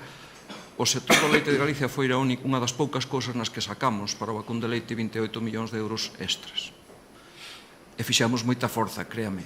Pero fixemos forza as comunidades gobernadas por OVP e as gobernadas por outras opcións políticas, como lle dixen antes. Pero cando non hai intención de negociar, cando non hai intención de chegar a ningún acordo, non hai ninguna posibilidade. Mire, recórdolle por se non o sabe, e se non, mire, non me faga caso a min, que xa sei que a mí non me vai creer, pero mire as hemerotecas e darase de conta que, por unha parte, o Goberno de España aprobou o Plan Estratégico Nacional da PAC de forma unilateral. Non se votou. Por primeira vez na historia non se votou. E había comunidades autónomas gobernadas polo PSOE que non estaban de acordo con ese Plan Estratégico Nacional. Vale. Segundo detalle que lle dou. España foi a quinta nación, o quinto Estado membro que presentou o seu plan estratégico a Europa.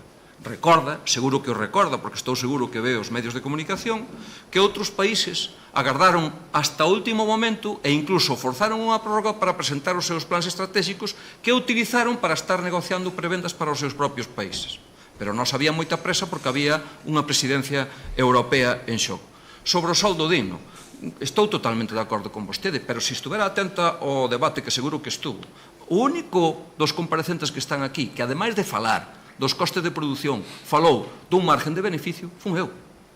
Outra cuestión, falou vostede de que ao mellor a conta láctea non é apropiada. Tampouco me escoitou, porque dixen aquí, e dixemos ao Ministerio, por escrito, por reclamación, por alegacións, en reunións amistosas, en reunións de todo tipo, dixémoslle, se a conta láctea non vale, elimínena.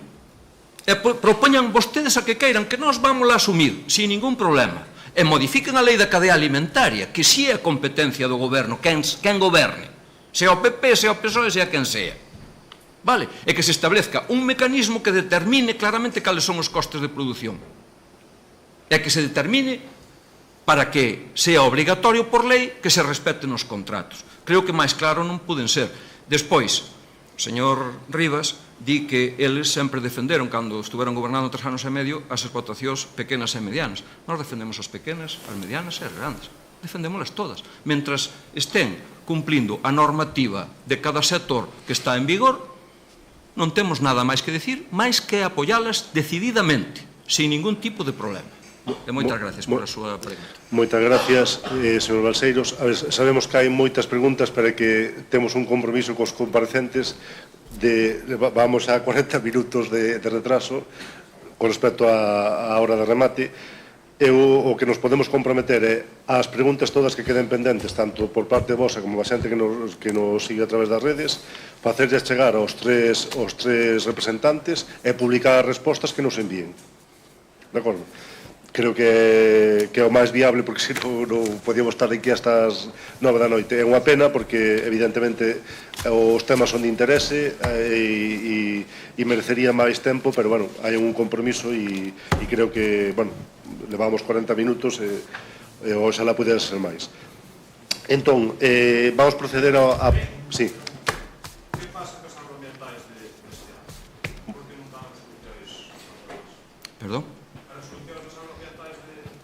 Bueno, quedamos nun acordo porque... Están mandadas enviadas ao Diario Oficial de Galicia. Eu hai un mes que non son director general, non podo contestar con exactitud a pregunta que me acaba de facer, pero están enviadas antes de que eu cesara. Dígolle máis, mire, están aprobadas o 100% das solicitudes que cumplían. Están aprobadas o 97% da totalidade das solicitudes que hubo. Así que quédese tranquilo, que se vostede cumpleu co que decía a orde, pois se cumpleu, xa está. Bueno, Vamos a ver. Moitas gracias, pero, bueno, temos que aternos ás normas, senón cada un ten a súa prioridade No, perdón, mira unha cosa. Eso xa o explicamos un cento de veces. E se fai falta eu bríndome a vir aquí noutro momento. Pero eu non teño culpa de... Mire, escoíteme unha cousa. Aquí o primeiro que hai que ser é respetuosos. Vale? Quen propón un programa, uns tempos, uns bloques e unha duración é Campo Galego, non foi nin o Partido Popular e supoño que ningún dos outros. Vale? Entonces, eu teño unha agenda, de acordo? E o único que pido é que se cumplan o que está mandado e enviado aos partidos políticos. Vale? E, polo tanto, oiga, estoulle dicindo que eu me brindo, como xa se fixo, que xa se vos atendeu na Consellería, recibeusevos a asociación que creastes, explicousevos perfectamente. Espasouse de 3 millóns a 9 millóns anuales. Vale? Vamos ver, e tamén se vos dixo, e volvo a repetir, tamén se vos advirteu que comercialicedes, porque cando veñan as auditorías, xa nos avisaron, e avisámosvos a vos para que non vos coste cartos, digamos, que comercialicedes e que cumplades con todos os requisitos, porque, en fin... Moitas gracias pola resposta. Damos por concluído, porque senón isto eternízase e é unha falta, creo, de respeto hacia outra xente que ten... Pero creo que unha vía máis razonable é facédenos chegar todas esas preguntas, nos comprometémosnos a enviarnos aos tres representantes e para pechar, sí que vos pediría, por favor, antes de marchar, pois un minuto de intervención por cada un dos representantes. Pido concreción explicando brevemente os motivos por que os produtores e produtoras deste país lles pedides o apoio para a vosa formación política. Entón, a quenda que acordamos é inicio por parte do representante do BNG, continúa o representante do PSG-PSOE e conclúe o representante do Partido Popular. Señor Rivas, cando queira. Despois de tanto debate, a miña cabeciña non dá para moito máis. Pero, decir, simplemente nós estamos no medio rural, estamos a favor do medio rural, demostrámolo, tuvemos o mellor equipo técnico e político que houve na Consellería nos anos que durou e que leva a autonomía. Creo que este país non ten máis por onde ir a peor. Hai un abandono brutal, necesitamos poñer en cultivo as hectáreas que están ocupadas ilegalmente, forestadas ilegalmente, necesitamos facer cumprir a lei, non pido máis, cumprir a lei. Necesitamos poñer en cultivo e mobilizar esas hectáreas e necesitamos que o mundo rural teña dinamismo económico e que seña repoblado, aunque seña con neorrurais, aunque seña con xente que nunca estuvo no rural, pero haberá que capacitar esa xente e haberá que xestionar o territorio, porque senón este territorio acabamos sendo todos bombeiros forestais pagados pola administración pública e non hai dereito. Este territorio é de primeira e temos de todo e para todo, e é para iso, para que se brinda o BNG. Por iso pedimos o voto da xente que boamente queire votar. Moitas gracias, señor Rivas. Quenda de intervención para o representante do PSDG-PSOE. Pois eu só lle vou pedir que recorden dúas cousas. Unha, o precio do leite, que está como no 2007. O medio rural, que estamos sin médicos. A aposta polo ecolóxico, pero sin cubrir custos. Falta de apoio económico á ganadería de carne, 12 millóns a hora de golpe. Desinformación e falta de axudas para EHE. Proliferación de fauna salvaxe. O incendio do Courel no 2022, fiel reflexo das políticas do Monte da Xunta. A liña de axudas sacada no 2016 para o pedrazo que houbo en Monforte sober ca proximidade dunhas eleccións autonómicas. Cando houbo enchantada no 2021 non había eleccións, tuvemos moi mala sorte. Co Partido Socialista hai outra forma de facer política. Por moito que vos digan, o rural non rueda, o rural deixa non morrer. Moitas gracias. E xa para concluir, tal como estaba acordado cos partidos, quenda de intervención para o representante do Partido Popular. Pois, queridos agricultores e gandeiros, querido sector primario de Galicia, nestas eleccións hai dúas opcións. Si queredes que despois das eleccións goberne un multipartito que estarán máis preocupados de repartirse as consellerías e de impoñernos a súa ideoloxía ou de obligarnos a un monolingüismo que eles lles parezca e que estarán tamén a favor da protección do lobo e de criticar as vacas como causantes do cambio climático, nós non lle pediremos o voto.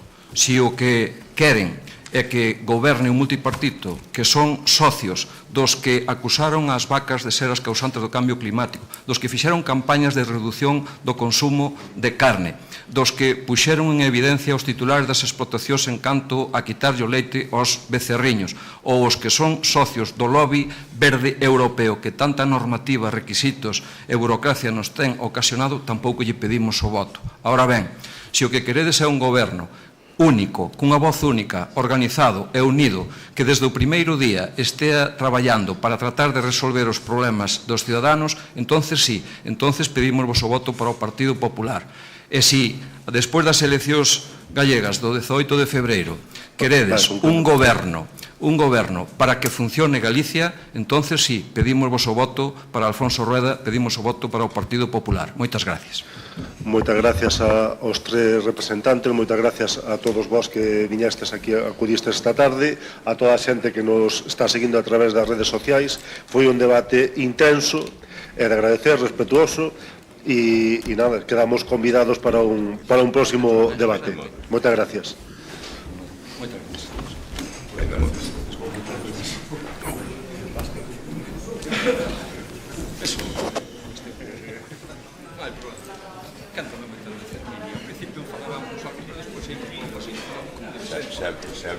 Sempre o que tei.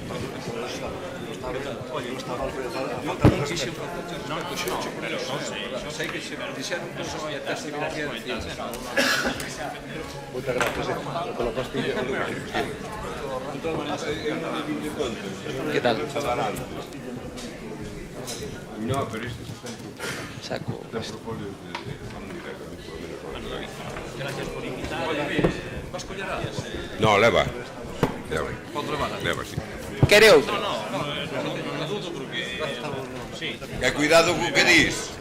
Cuidado co que dis en Lalín. Me alegro. Oye, ten paciencia porque ti para lidiar con a xente eu levo 20 pica nos lineamentos. Oye, pouco máis ten. Eu de feito a xente digo, mira, mándame todo o WhatsApp é mellor que andar centraliza para que non podemos para que se bueno, bienvenido tamén, veña, chao. Un placer. Igualmente. Chao. Gracias a vos por ir. Chao.